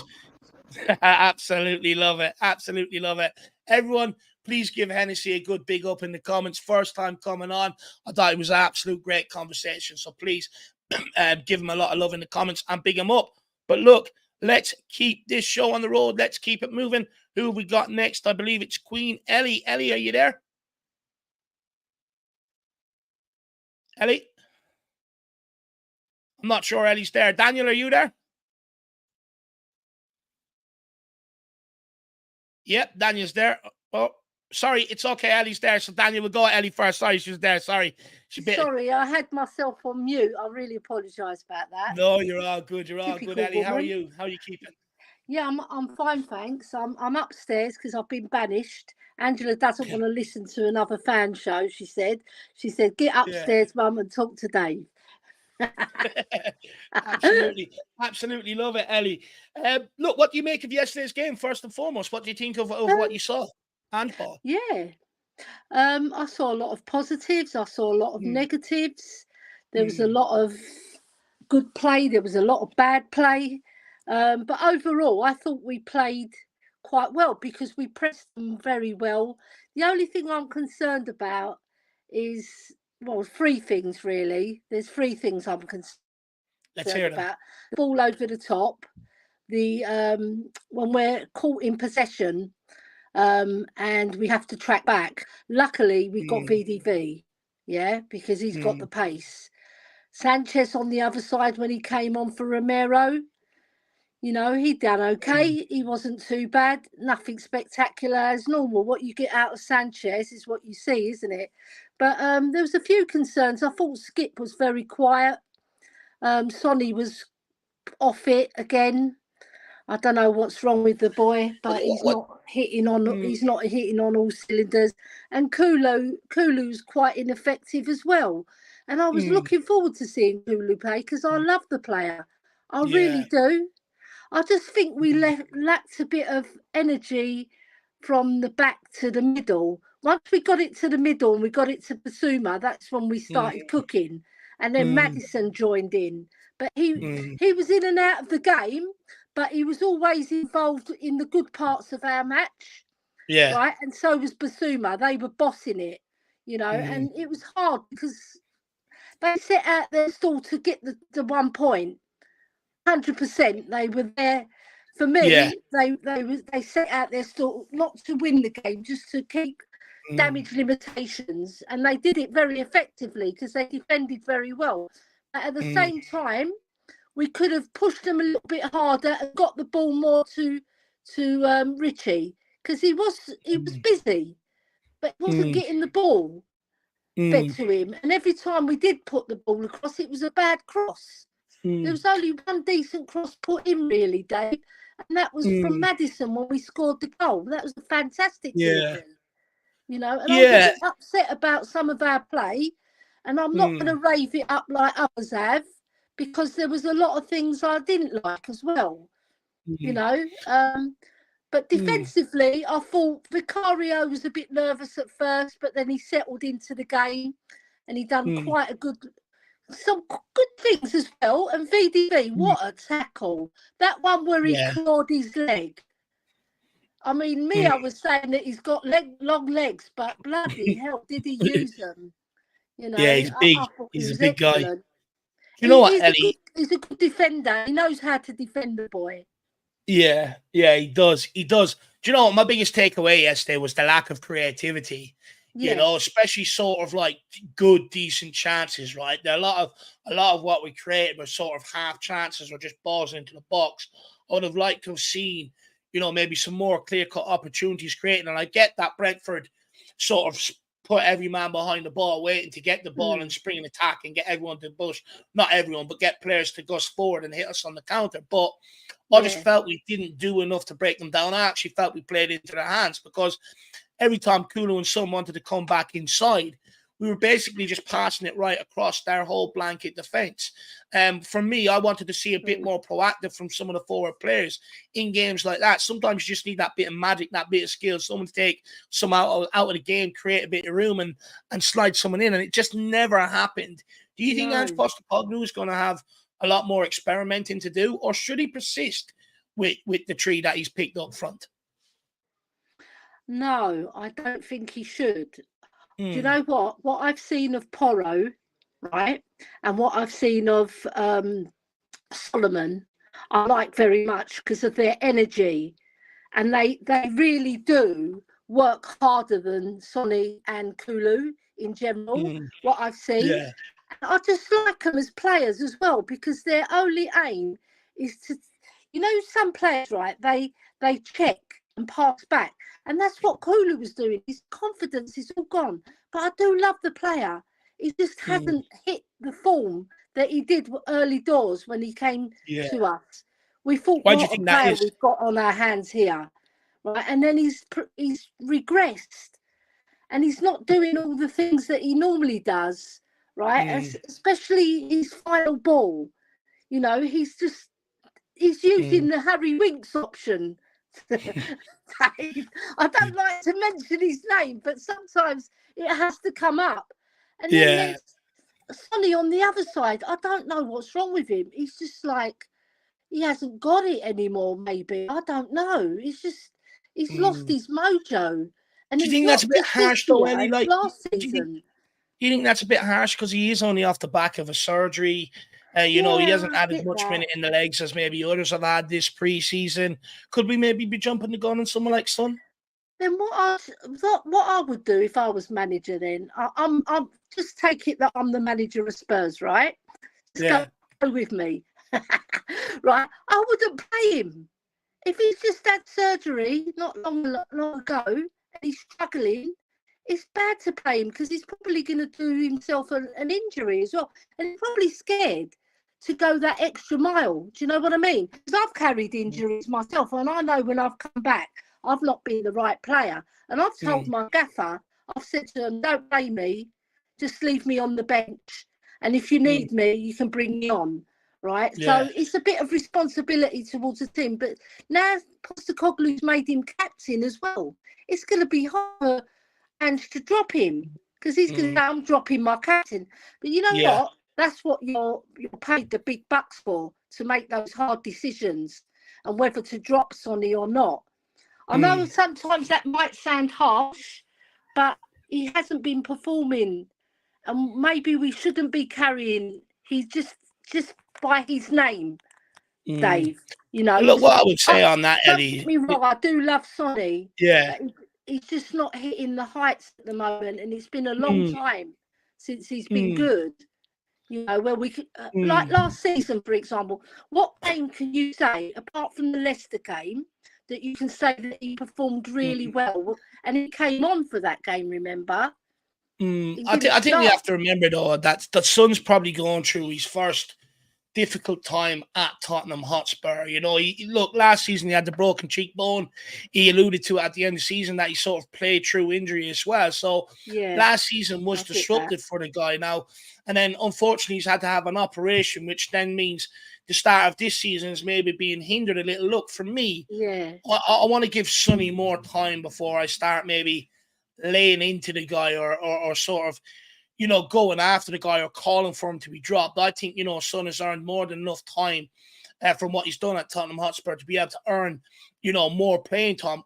My only question would be is, I think, with the Ange system, with the fullbacks becoming inverted, with your two number 8 sitting inside there as well, looking to get in forward around the edge of the box, with your striker, everyone is very, very, very central. And Son's playing on the left, right-footed, wants to come inside to where that space is already sort of clogged up. Kulu the same on the other side. I think Ange might have to switch them, and I think you'll see Son probably get a lot more joy, in my opinion, because although Son can use his left foot, his preferred foot is his right foot. And more than often than not, he wants to cut in on that rather than go on the outside and try and beat the defender on his left. And it does make a difference. It does make a difference. If he was taking someone off with his right foot, he'd move the ball and do it so much quicker than what he does with the left. So for me, I want to maybe see that experiment as well before I start going down some of the rabbit holes that maybe I hear people talking about with Sonny. Yeah, because I was speaking to Paul, Hotspur hippie, because I love him. I think he's fantastic. He's a good guy. I'll always big him up. But I like him because he talks sense and he talks straight from the heart. Like you, Dave. He's very similar in character to you. You're both lovely gentlemen, and you both got good crack on you. You know. I appreciate that, Ellie. But you know, he was saying that Ange is very adaptable. He says that there's no such thing as Ange ball. What it is football. He said. He gets straight to the point. Yeah, but look, Ange ball is sort of a term, you know, that people like me who maybe get excited or, you know, like to have a bit of fun with teams would put on it. You know, at the end of the day, it is football. He is right. Yeah, it's true. And do you know what I'd like to touch on as well, Dave, is Oliver Sakip, right? Because he scored 2 goals against Barcelona and he earned these stripes and he earned the place in the team. But I just think, I don't know about Ollie Skip. I think Højbjerg's better. I always think Højbjerg's better. That's my man. So I'm going to big him up anyway. But I just think he offers more to the team, you know, and the experience as well. I even wrote it in your chat. because one person asked me, why do I think Højbjerg should go over Skip? And I answered it truthfully. I said, because he's experienced, more experienced. He gets around the pitch more and he can tackle better, right? And his use of the ball is better as well. So why wouldn't you play him? The only thing I can think of is he's going to leave, right? And he's been benched because he's leaving, you know. So it's a shame that if we do sell him, it'll be a big shame because it'll be a big loss to our team. You know, me and you, we called him Salzburg and Brick House Viking, and you know, we've had a good attachment with the player, but I'm not stupid. I know that he's not the best midfielder that we can have. But of course. Out of the midfielders who do that job, he is the best, right? Because Bentancur is a totally different player. Because people say to me, "Oh, when Bentancur was in the team, he made Højbjerg better." No, they were a good team together, and everybody should recognise that because they really did work together well. And I would be looking forward, if Højbjerg does stay when Bentancur comes, I wouldn't mind seeing a 4-man midfield, you know, and just have inverted wingers, but have a 3-man defence, right? And then have Højbjerg. I don't want to go anywhere near back to 3-man defence. I can't do it anymore. Do you know what I mean? But problems. it's hard. It is hard, but because Ange's adaptable, he might, because he's got to accommodate Bentancur, hasn't he?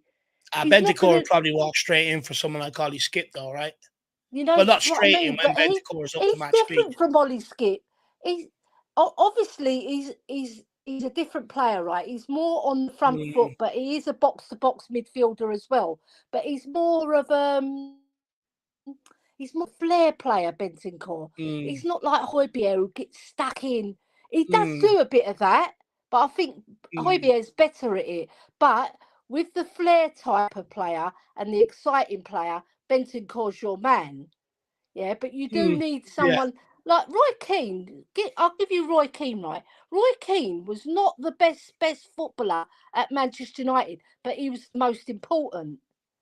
Not just because of his football, because of his talking, his leadership. And that's what Højbjerg gives you. But other than that, I just hope he stays. The main thing is what's best for the team. And if Ange thinks Skip is best for the team, I'll go with him for a little while. But if I don't see any improvement in Skip's performances, then I can't really back him. Do you know what, though, Ellie? I don't even think it comes down to Ange on this one. I think, you know, there are a lot of the reports from about Højbjerg have said that he sort of wants out. So, you know, and the fact that Ollie Skip probably wants to, that he wants to be here, that's probably why we're seeing it. I reckon that could be it. But Ellie, what do you make of, you know, how slow we are to clear out the squad? You know, we've only cleared out Winks, Roden, and Harry Kane, despite us knowing we had a long list to clear out this summer coming into the window. And we've heard all the sort of reasons why. Well, you know, maybe Ange wants to take a look at all of them. What else have we heard? You know, that Ange has no choice but to bring them all on pre-season tour, etc. But why are the clubs so slow at getting players out the door? It has to happen. What? I know, it's just so disappointing, Dave. You know, you see these players. It's slowing everything up, Ellie. It's slowing everything up. It cost us yesterday's result. You know, it's going to cost us other games earlier on in the Premier League. It's slowing us getting more players in here. It's just slowing the whole process. I know, and it's not just disappointing. I'm quite angry about it as well. Because look, other teams get their deadwood out. Why aren't we? It's like we're so sentimental as a club to hold on to these deadwood players who are not offering us anything, right? And also, like Dyer, he deletes his account, his Instagram account, and then he reinstates it. What's that all about? Yeah. You know, why would you want a player who does that in your club? And then Ange disappointed me as well when he said he's part of my team. He has to say that, part of your team. Come on, he has to say that. Sorry? He has to say that. He's not going to sit there if the guy is being kept around for another year. He's not going to sit there and alienate him. He's not going to say, oh, he's crap, he's useless, he's this. He's not going to be a part of the squad because the reality is Dyer doesn't want to go anywhere. He wants to stay at Tottenham and see out his year. So just in case Ange, through injury crisis or something that might come up that is not something you can plan for, he might have to call upon him. And, you know, if you're after coming out and slating a player in preseason, you find yourself in a position where you have to play him, you're not going to, you know, that player's not going to go out there and give it his all. So, you know, I understand why these managers say it. But look, you know, Jose Mourinho said it. I understand that. I do really understand that, Dave. Yeah. But it'd be nice for a bit of honesty sometimes from a manager.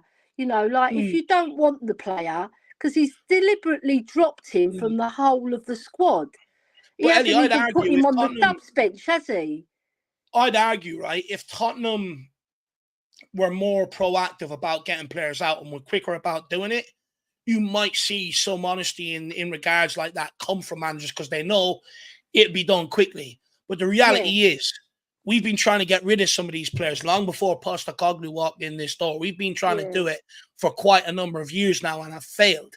You know, do you think we would see more honesty if the club were more proactive about getting players out? Because the reality is, if I was a manager walking in here, I wouldn't dare really say anything about a player in the press because I know how long it takes Tottenham to get rid of them.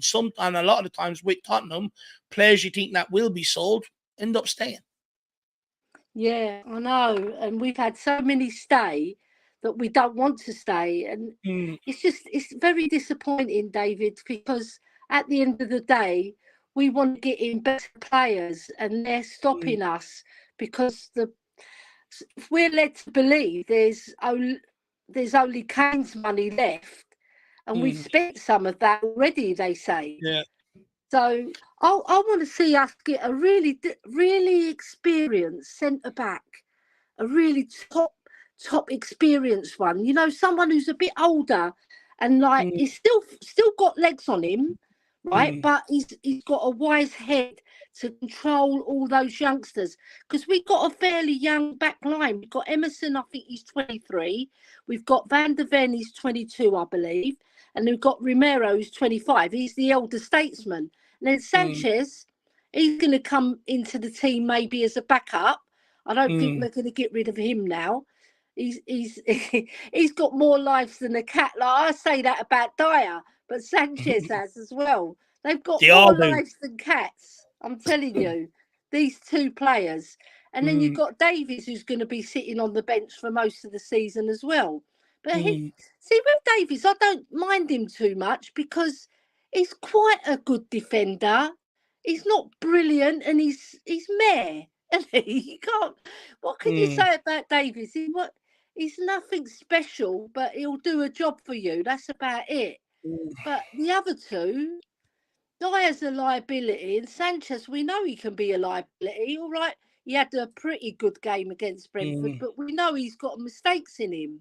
We do. Yeah. And as the season draws in, if we lose Romero, God forbid, because I think he's our best defender, even though he gets a lot of stick from a lot of our fans, because they say he's too overzealous. I was having a chat with Adrian Schrocker. I love him. Right? Yeah, big up Adrian. He's from old school, you know, and he was saying, like Romero, he'd be like a little pussycat compared to some of the defenders in the 70s and 80s, you know. Yeah.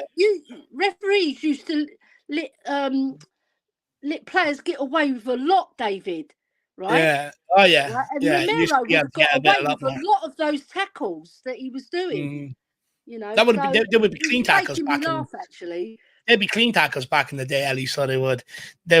Yeah. But look, Ellie, you know, thank you very much for your time this evening. It's been a pleasure speaking to you. Hopefully we'll have another good discussion next week, and hopefully we can sit here and talk about win against United. Yeah, can I just big up the girls in YouTube, like my very good friend Kate Boxall from Just a Girl Loves Spurs. I've joined her every Wednesday. We're doing a show together, and my girl Mia on Spurs Between the Lines, you know, because us ladies, we're giving a lot to YouTube now. So, and I see Mia on your show, and I see Kate on other people's show, and I'm guesting on other shows. So we're really bringing the flavours into YouTube, us ladies. So big up all the ladies and big up Spurs. Come on, get rid of Eric Dyer. Big up, Ellie. I Thank really you, Dave. appreciate You have that. a lovely show. Who you got on next? We've got Daniel to close out the show. All right, lovely. I'll tune in. Take care. Big up, Ellie. Thank Come you on, very you much for your time. Spurs. Great Come conversation. I on. really come on, you Spurs. Bye-bye. Absolutely love Yeah. it. See you, Ellie. As you can hear, Ellie still as passionate as ever. You gotta absolutely love it. And you know what? She brings up some great talking points. And I love Ellie. So thank you, Ellie, for your time this evening. And everybody, give Ellie a lot of love in the comments.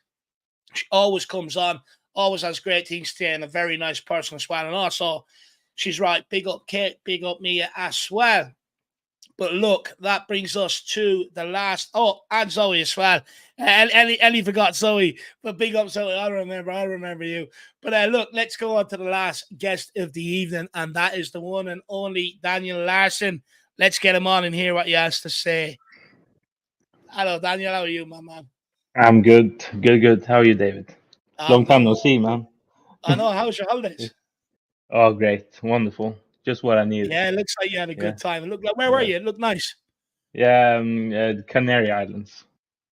Oh, nice destination Wonderful. to be. Oh. Spent a lot of money, I'd say, yeah? No, not really, but actually not. Well, but you can't think of that when you're on holiday. Did I not see you on boats and all? Yeah. But, I got money. Don't worry about it. Look like a good holiday anyway. It looked like you enjoyed yourself. Yeah. I'm glad to see you getting. I'm just going to turn on the lights a bit. Yeah, work away, my man. Work away. There you go. It was a little bit dark. There you go. Sorry. Look, Daniel, let's start with what your thoughts were on yesterday's game, on yesterday's performance, the first game of Ange Postecoglou's Revolution. What's your thoughts? I'm just going to turn this off for a sec, so I'm just going to the fridge and grabbing some water, but I can hear you. Yeah, good. No, I thought it was a really good debut for Ange in the Premier League. I think he got it really well with his tactics. I thought we dominated the game for almost, well, for all of the game, to be honest. I think especially, I mean, when you have how many debuts we had, we got Vicario and Doji on the Ven. Four debuts. Making the debuts, and all of them had pretty good games. That's huge, and that's big up to Ange for doing that, because there's not many other managers that we just thrown in their debuts for. Do you know what? You're right there, Daniel. It was brave for him to throw in that amount of debuts, but especially across the back line, right? You've got Vicario on the goal, then you have Adoji at left back, and then you also have Van Ven at left centre back. So he's threw in a lot of debuts there across the back line. So fair play to him. It was brave. What do you make of Vicario? I see a lot of sort of mixed reaction to his performance around. So, you hear a lot of fans, I was watching a lot of post-match fan shows yesterday and last night and that, and, there's a lot of mixed reactions from everyone. Some saying, look, Vicario concerns me. Some saying, look, just give him a bit of time. What's your thoughts on him? You gotta give him time. I mean, we know now he is our new number one. So if we go against him already, then what's the point? You can't go against him now. I mean, he's still young as well. I mean, he's had one season basically in top level. So again, like I said before, like he was I would have gone for Raya, first. But I'm gonna give him definitely the season. But yeah, I didn't think he was that. He was that bad anyway. Like he has a little bit. He did rush. He looked scared near the start, though. I thought he looked a bit nervous, didn't he? Yeah, everyone looked a little bit nervous at the start, though, I think. So, but how do you think they handled the expectations? Because look, the whole world would have been tuning in yesterday to sort of see how we get on post Harry Kane here. How do you think we handled it? We handled it well, but I think the front three was really poor last night. Very poor, yeah, I agree. Yeah, so Richie and Sonny and Kulu. I'm a little worried. I said especially Sonny and Richie could be the disappointment this season. And I don't know. I just think they lack that energy, especially Kulu.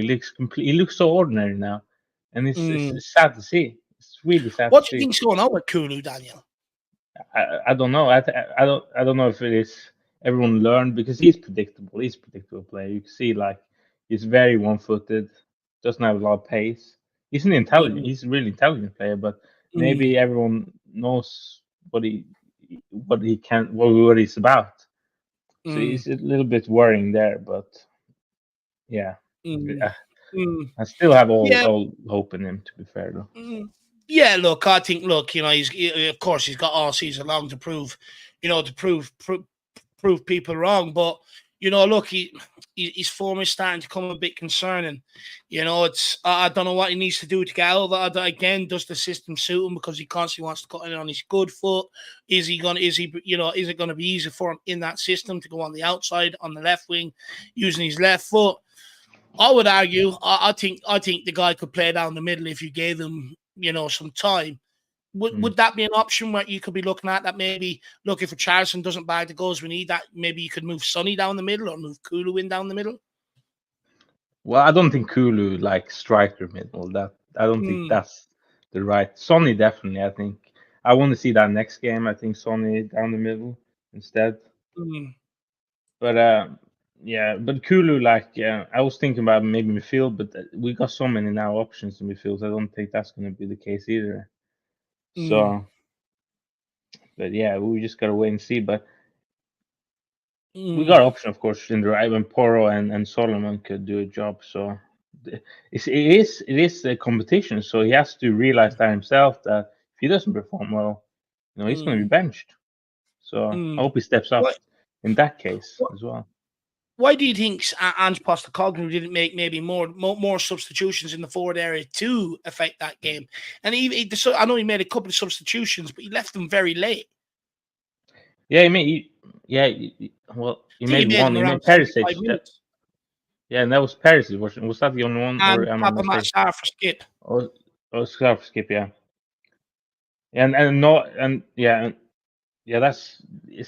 I was agreeing with those substitutions actually first, but Perisic when he came on was poor as well. So yeah, and Sarr was great, to be fair, but I would like Solomon. I thought should have gotten the goal, especially the last 10 minutes. I think Solomon would have been perfect, and with his pace.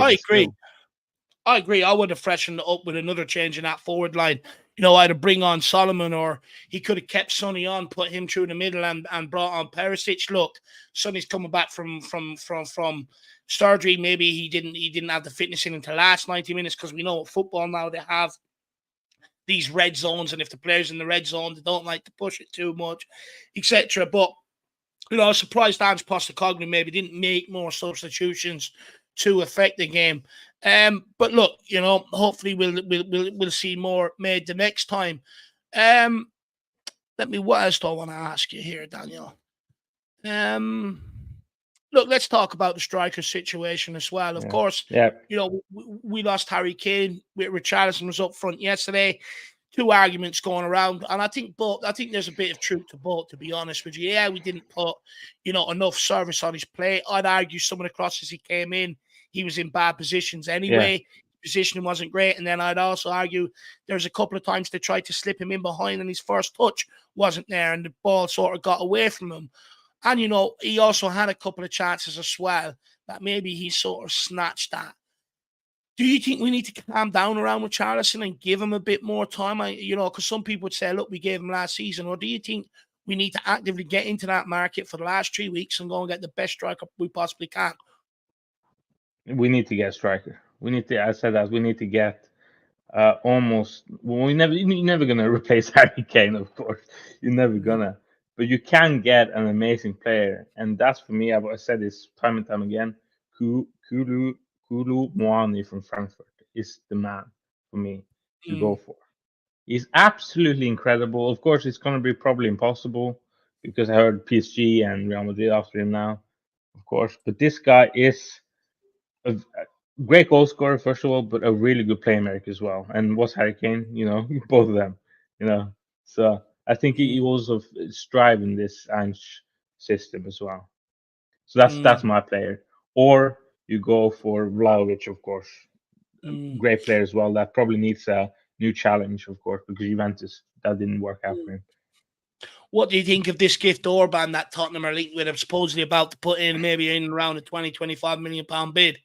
You know much about him? Have you seen much of him? Yeah, well, I know that he's a fantastic talent, of course. And I agree that you should buy him now, because next season then it's kind of like that Kim Min-jae situation. Yeah. Of course, well, you're gonna miss out on this guy if you don't buy him now. So, but I'm a little bit. It's too soon for him because it's a big step up. I mean, I didn't even know him played in Norway for how fuck's sake, Jesus. Being Norwegian, didn't know him play there. So that's, but you But know, he but played in the Norwegian league, didn't he? Did you get to? yeah. Did No, you I know? didn't know it. I'd never heard of him before before Yeah. when we were linked with him. Then so that's but you know that's how many players are. All of a sudden they just skyrocket and become amazing. But like I said, I don't know if he's like good enough to be the starting. But yeah. I think it's a huge gamble. The kid may well come in, hit the ground running, and go and do well for Tottenham, but I just think it's a huge gamble, and I don't think it's one we need to take either. But look, let's wait and see what happens on that. I would like to see us maybe going after someone with, you know, at a certain level that when you smack out on him, he's going to guarantee you goals. But look, it is what it is. It's where we're at as a football club right now, and it seems to be the way we're heading. That we're bringing in a lot of these younger players, so let's wait and see what happens in that regard. What do you think about the list of the players that are up for sale? Apparently, according to Tom Barkley, you've got Lloris, Ndombele, Dyer, Tanganga, Reguilon, Spence, White. They're all sort of deemed surplus to requirements. Do you see us making up much money out of that list at all to maybe add to the transfer kitty? No, it's going to be a lot of money lost there, especially on the Bella. Did I hear right that it is attitude problems again with him? Yeah, I'll tell you what Alistair Gold said today. He said Andrews, despite a bright start, Postecoglou grew unimpressed with Ndombele's attitude and application as the preseason wore on, including his timekeeping. What the fuck? What a fucking what a person! What's going on in his head? Oh my god! I can get. I told you about this guy. Get rid of this twat. The laziest. He should never have that talent he has. So lucky. He should never have that. Give that to someone else. Oh my god, no. He's just wasting it, man. He's just wasting it. Yeah, it's so bizarre to understand. Yeah. But again, with the player sales, I have a feeling that clubs are hesitant to deal with Daniel Levy. You know, that's why we're struggling to sell, because this Harry Kane deal was a fucking mess as well. So that's why we're struggling. I don't know, but that's my feeling. Like they just don't want to negotiate. Like some of the clubs that maybe are coming looking for these guys, they're probably just, they have a certain value, and they know that Daniel Levy maybe has another value, and they're just never going to meet it. So they just probably don't waste their time. There could be that to it. You just don't know. You just don't know, Daniel. Anything else you want to speak about before we let you go, my man? Yeah, I want to speak about some Destiny and Van de Ven. Yeah, well, what do you make of them? Look, I thought both impressed me, to be honest. Oh, they were. On Doge Destiny. You are my destiny. He's going to be amazing. Yeah, well, he's a super. I knew he was a superstar, but he's learned to defend. He can defend now as well. I mean, one of the defending action he did was incredible. I was so impressed with the way he just completely bullied Mbemba, who he was. Yeah, and I think of course just his overall as well attacking was he really contributed all over the field down the left area. And Van de Ven, I mean, he had how many training sessions with the team? Not many. Yeah, that's nothing. And really did really well. And Tim Sherwood is a fucking mong. Tim Sherwood saying he looks wooden. Are you wooden? What the fuck? What are you talking about? It's so incredible how biased they are. So he's going to be incredible as well.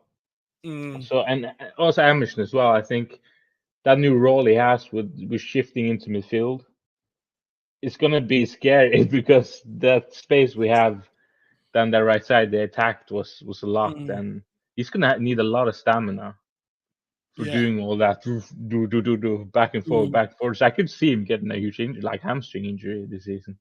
Because because of all that. But he's improved a lot as well. Took his goal very well yesterday. Yeah, that was an insane finish. So yeah, I'm glad he's doing well because he deserved it. To be fair. I do think he could have done better on the own goal that we ended up scoring. Yeah. I think he could have done better down that right hand side there. But look, like we keep saying, it's first game of the season.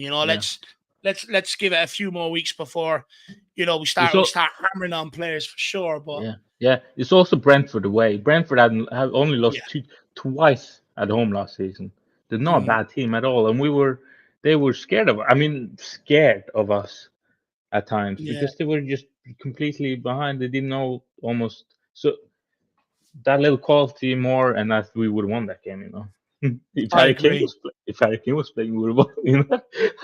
Look, I've made that argument. I made that argument. There you go. Look, let's wait and see what the club decide to do in that forward area, Daniel, my man. But look, it's been an absolute pleasure, my man. Good to have you back, and hopefully we see you back here now every week. Yeah, we'll see. I'll try at least, definitely. But anyway, good to talk to you, David, and take care. It's great to talk to you, my man, and hopefully you had a good holiday, and we'll speak to you again very soon. I'm fresh and ready to go. Come on, you Spurs. Come on, you Spurs. Yes. Big yourself up. Everyone. Big up, David. Big up. Big up, my man. Everyone, Daniel's back, baby. So everyone give him a lot of love. It's great to see you back after his wild holiday away. What a guy, really nice guy as well. So please give him a lot of love. Now, Brad is stuck in the back end. Brad will be the last one. Anyone else that is trying to sneak in or anything like that, I won't be taking you. Brad is the last one. So let's get him on. Let's hear what he has to say. Where is he? Oh, the mouse is over the wrong side. Here he is. Braddy boy. Brad, how you keeping, my man? Hello, David. Good time. Yeah, it's my old 70s style top. Yeah. It's nice, isn't it? Yeah. I sort of missed the all white top. That's why watching Chelsea yesterday was really weird without any advertising on the front. But really, really strange. But I'm well. I'm well. Enjoying or looking forward to the season. Again, as I've said on your show many times, I'm not got high expectations, but I thought that Sunday showed a lot of positives. Yeah, there were some negatives, but I'd rather concentrate on the positives. I was disappointed we didn't win it at the end because we sort of had them pinned down for those last sort of 5 or 6 minutes. Did we do enough though, Brad? On the ball, because I get what you mean, right? We dominated the possession, but for me, I don't think there was that eagerness. I found myself repeating myself a couple of times the last 10, 15 minutes, especially the last 5 minutes, about the urgency of the passing and trying to maybe create that one last opportunity. I think. Look, if you looked at the game as a neutral, you'd say a draw was probably a fair result because Brentford had their chances. That chance they missed just before half time was I thought that was going to be in, for 3-2. Yeah, we didn't create as much as I thought we might have, but I thought we always had that possibility that something might happen in those last sort of 5-10 minutes, and that's what pleased me because I've seen us play away from home and we've been defending at the last few minutes, but we had them pinned down. And it was sort of like, who knows? We might be able to get that one pass. And to be fair, there were 2 or 3 occasions where Maddison put passes through to Richarlison that didn't quite reach him. And you just do wonder whether maybe as they get to know each other a bit better, maybe those passes will reach him. And Solly had that chance, didn't he? That shot the keeper. Yeah. But Richarlison, I was so disappointed with that chance Richarlison got where he literally side-footed it to their keeper. I mean, he should a lot better than that. But, I thought there were lots of promising signs that I think as they get to know how, as they get to play instinctively these sort of situations. I was a bit surprised at the substitutions. I personally would have brought Pedro Porro on for Kulusevski because I think the whole front three were pretty average, to be fair. But I thought that Kulusevski, what he's going to do. He's going to go onto his left foot, and teams know that. You'd have brought Pedro Porro on. Pedro Porro is more direct, quite quick, and I think he would have taken it down the right on his right foot. And he's also got quite a decent shot as well. So So I think I was quite surprised at that. I thought when he brought Perisic on, I thought he might take Richarlison off, put Sonny in the middle, but he didn't do that. So yeah, but overall, I'm well happy. I said before the game I'd take a point. Brentford's not an easy place to go to. They haven't lost there since October. They beat Man City there. They've beaten a lot of good teams there. Took a few scabs there. They had. So I thought, and they did. When they defended with a low block. We had to try and get our way, find our way through them. So yeah, I was pleased with it. I was pleased with Udogie's performance. I was pleased with how Van der Vaart looked. I mean, he'd only had 2 training sessions. Three. He looked pretty decent. Even Sanchez had a decent game, although you could say he might be blamed for the second goal because he went in with that tackle that he mistimed. It was a free kick, but they referee waved play on. But then you got to look at what Royale did there and that sort of thing, and the deflection. So you can't lay it all on Sanchez. But I thought there were a lot of positives in that performance. And hey, Maddison and Basuma. I mean, wow, what players they're going to be this season if they play like that. I mean, it's a cliche. Basuma's like a new signing. God knows what Conte was telling him to do last season, But he dare I say it, looking a little bit Dembele-esque at times. I agree. Yeah, I agree, Brad. Do you know what, Brad? It was just nice to see a guy be able to dominate that midfield on the ball. That's what Dembele used to bring us. Despite his physical presence, I used to witness that guy pick up the ball from the edge of our own box and single-handedly drive us up to the edge of their own box. Okay, Dembele maybe could have scored a few more goals with the talent he possessed, but he was a dominating midfielder. And when you listen to a lot of Spurs players around that era talk about him, Pochettino talk about him, they all talk about how you just couldn't get the ball off him. And I think what Basuma is definitely looking like he can become something similar to that. Brad. Yeah. And it was good. It was good to see. You know what I did like, and it's the little things that I noticed in these games.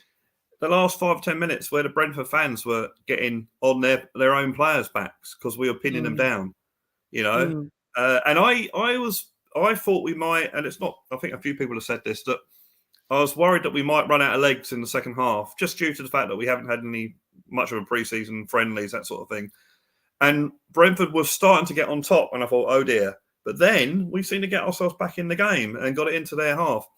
I feel really good when we're pinning teams in their own half. Worried when it goes into our half, but if we can sort of keep that high press and keep teams pinned back, I'm well pleased with what I saw on Sunday. There were some negatives, but I'd rather talk about the positives, to be honest. So no, look, I get it. I get it. However, I think the reason why someone like me would bring up maybe some of the things that we're concerned about is because we have time now left in the window to make that noise, to try and get the business we want. And look, I get it, right? A lot of positives from yesterday. I agree with a lot of things you said, but I do think it is important we talk about or highlight the issues that we need to address in the rest of this window. There's no point in doing it when the window's closed. Too many people last summer, I sat here, I spoke about centre-backs all summer long. They told me I'm deluded, I'm useless, I don't know what I'm talking about, give them a chance, I've got an agenda, this, that, and the other. When the window closed a month later, they're all sitting there screaming about centre-backs. And this is my point. There's no point of doing it when the window's gone. I get we want to be positive. I get we're in a new era. But we also have to realize that there are certain positions in this team that can come back and haunt us. And I feel striker will be one of them, Brad. For me, I think there's three positions. Another centre-back. Oh, three. Okay. Centre-back, Centre-back. I think we need another striker, as you say, and I haven't seen Gift Orban play, but from what I've heard, he's an up and coming player, and he apparently scored a hat trick last week or something. And also, he would give something different because at the moment we've had the big Harry Kane centre forward, the Richarlison centre forward. He'd be a different player. And you look at Celtic when I had Kyogu playing. He wasn't exactly a centre forward, was he? He was more of a striker, little guy. And I think that could give us something. That could give us something different that teams won't be expecting. So I think we do. We definitely do. We can't. I mean, look. Maybe Richarlison will score a goal and that'll be it. It'll just go on a run. But we can't. We can't rely on him. We need to get, if only to get cover for up front. We need cover at centre back because at the moment, you've got your two centre backs. I think they need to sell Sanchez. Yeah, he played pretty well on in the last 2 games, but hey, we've seen him do this before. And Dyer is not quick enough. I don't think Dyer gets a look in. I think when Postecoglou said, "Oh, I can't put everyone in the squad," that's a thing that managers say. But he's not quick enough, and you need quick players to play that system. Romero's pretty quick. Van der Veer is quick. Sanchez is quick. So that's why those 3 players have received the nod. Yeah. So I think Dyer, whether he goes this season, he's not going to get many games. Certainly not as there. Yeah. I also think the 3rd position, I think we need to look at right back as well. And I think we need to either buy a player that can be replace Emerson Royale, or certainly be in competition with Emerson Royale, or certainly back up. Because I think we're a bit missing there. And I know he tries, I know he's done well, and he scored the goal and he took it well, but he still gets caught out of position. And yeah, I think we need competition there. Because let's face it, when he was getting slagged off, he raised his game. So I think if you put competition there, he's going to do the same. So I think we need. I think we're okay on the left side. I think we can probably get by with Udogie and Davis as you back up there. But I think on the right side, we haven't got anyone. Certainly not anyone defensive. Pedro Porro's not a right back. So unless there's someone in the youth team, or one of the young players that can do that. So I think we need centre back, a right back, and a forward or a striker. I think that's what we need to be looking at. And the big question is, Dave, the money. Have we got the Kane money or haven't we got the Kane money? I don't know. I honestly don't know. The only person that knows is someone who's a management accountant or financial accountant at Tottenham Hotspur will know. We don't know whether the McCain money's already been spent on Van der Veer and whatever, Madison. All we do know is the 50 million is still available. That's still there. So we know that. Yeah. So, now's the time. Do you know what though, Brad? I would have thought they would have took that 50 million to pay off the Porro deal. But they haven't. Look, I'll be honest, if I'm going off the club that I know that we've been supporting under this, especially over the last 4 years, and how long it takes us to do things, I'm hazarding this, we ain't spending it. I think, look, you might get someone in like a gift Orban or, a younger signing like that, maybe players under the age of 21, because they don't have to be registered to be able to play in the Premier League. We could just say they're a part of the under 21 squad and give them game time. But we've spent, if you include the Porro money and the Kulusevski money that we've laid out this summer, that's 193 million euros. Now the club average at about 100 million in the summer transfer window. I would guess that it's already been spent, and that money is going to be used to bring it down to in and around 100 million net spend. And then we're going to try and sell players and raise transfer fees, maybe to get in that one last player that we need. But I struggle to see where the money's going to come from player sales, unless they do cash in on like a Højbjerg and someone else that maybe has value to them. Look, I'll be honest, Brad, 3 weeks left in the window. I just can't believe we're still in this position, knowing how quickly we had to get players out. I'm the same. I mean, the Kane sale, from my understanding, is that we just basically waited for Bayern Munich to make offers and turn them down. Oh yeah, we'll take that one. What if Postecoglou saying that Kane went and told him that he wanted to go if a deal could be done? Why didn't Daniel Levy say from day one, we want this much money for him? That's it. That's what Dortmund did. That's what Dortmund did. But also go and get a striker. Yeah. That's what Dortmund would do. Jude Bellingham and Sancho said, this is the money we want. You either pay it or you don't get the player.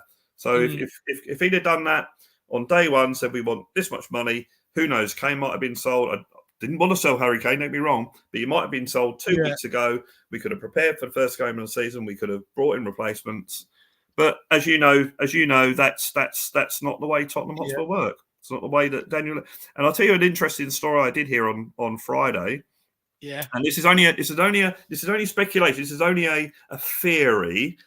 Now remember that the Kane deal was going ahead, and suddenly it's hang on. It's not going ahead at the moment. The theory is that Kane was entitled to say an amount of money because he didn't ask for a transfer. Daniel Levy said, "Well, no, you said that you wanted to go you do want that money, or you're not entitled to that. Kane's lawyers came to, well, no, he is entitled to that. And then Levy went to Bayern and said, oh, by the way, we want extra money to cover Harry Kane's money. You know, and I wouldn't put it past me. Wouldn't put it past him at all that is what happened. But I'd say it's 100% true. I'd say it's 100% true. You look, Brad, we know the way they operate. Yeah. They just make everything harder than what it needs to be. And like this is the thing, right? We've got a new era, this, that, and the other, but like it feels like the fans, Postecoglou, the new signings, they're all waiting for the club to clear out the last of the old era so that we can just really move on. It's just taking for bloody ever, and it's really, really frustrating because my opinion is if they made smarter decisions around squad planning pre-season, we would have won that game yesterday, and we'd be sitting here talking about an entirely different result.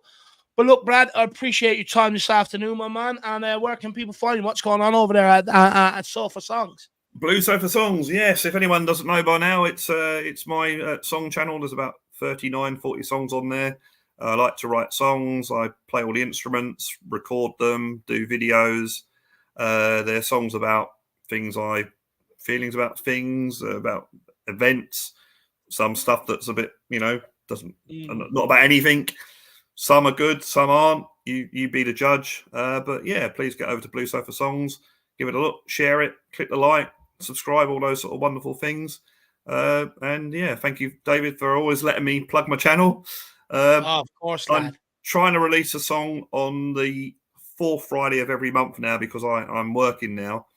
So that'll be the 25th of August. There'll hopefully be a new song coming out, and then the 4th Friday from then on. But there's a lot on there, a lot of songs on there. There's about a dozen songs now that I've done properly recorded through, using the actual recording information. Then there's loads of songs with me just bloody playing live in front of the camera phone. So there's a lot of stuff on there to keep you occupied until I release a new song or upload a new song. They're not being released, so it's not like my latest release. And it's good that you're still sticking at it, even though you're working, though, Brad. It's nice to see you following a hobby and a passion of yours. So I do encourage everybody to get over there and check out Brad's channel, smash that subscribe button, and help the guy out, because it's like any one of you out there. If you wanted to pursue your dreams and I could help you or assist you or promote you in any way, I would. So hopefully, and you would want people to do the same. So hopefully you'll get over there and show Brad the love. So big up, Brad. Really appreciate your time this afternoon. How's the new job going quickly? That's going really well. I'm now working from home 3 days a week. Solid. Yeah, which is excellent. Mondays, Wednesdays, Thursdays. And then Friday, I've got a manager who likes to go to the pub after work. So, so it's going really well. Really, really nice people. I work for Harrods, if anyone doesn't know. They're really, really nice people in their office in Hammersmith. Nice. A lot of work to do, but quite a relaxed atmosphere. So and there's a few Tottenham fans there as well. So, although my manager's a Brentford fan, so I'll be having a conversation with him tomorrow, no doubt. Walking dressed as a bee, Brad. Big up, Brad, my man. It's great seeing you again. Cheers, and can't wait to speak to you again. Cheers, David. You take care, mate. See you, Brad. Bye-bye. Spurs. Bye-bye. Come on, you Spurs. Everybody, make sure you give love to Brad. And honestly, this guy's a really, really nice guy. The pleasure of meeting him. I'm meeting nearly every time I'm over at the Tottenham Hotspur Stadium, actually. And what you see is what you get with the guy.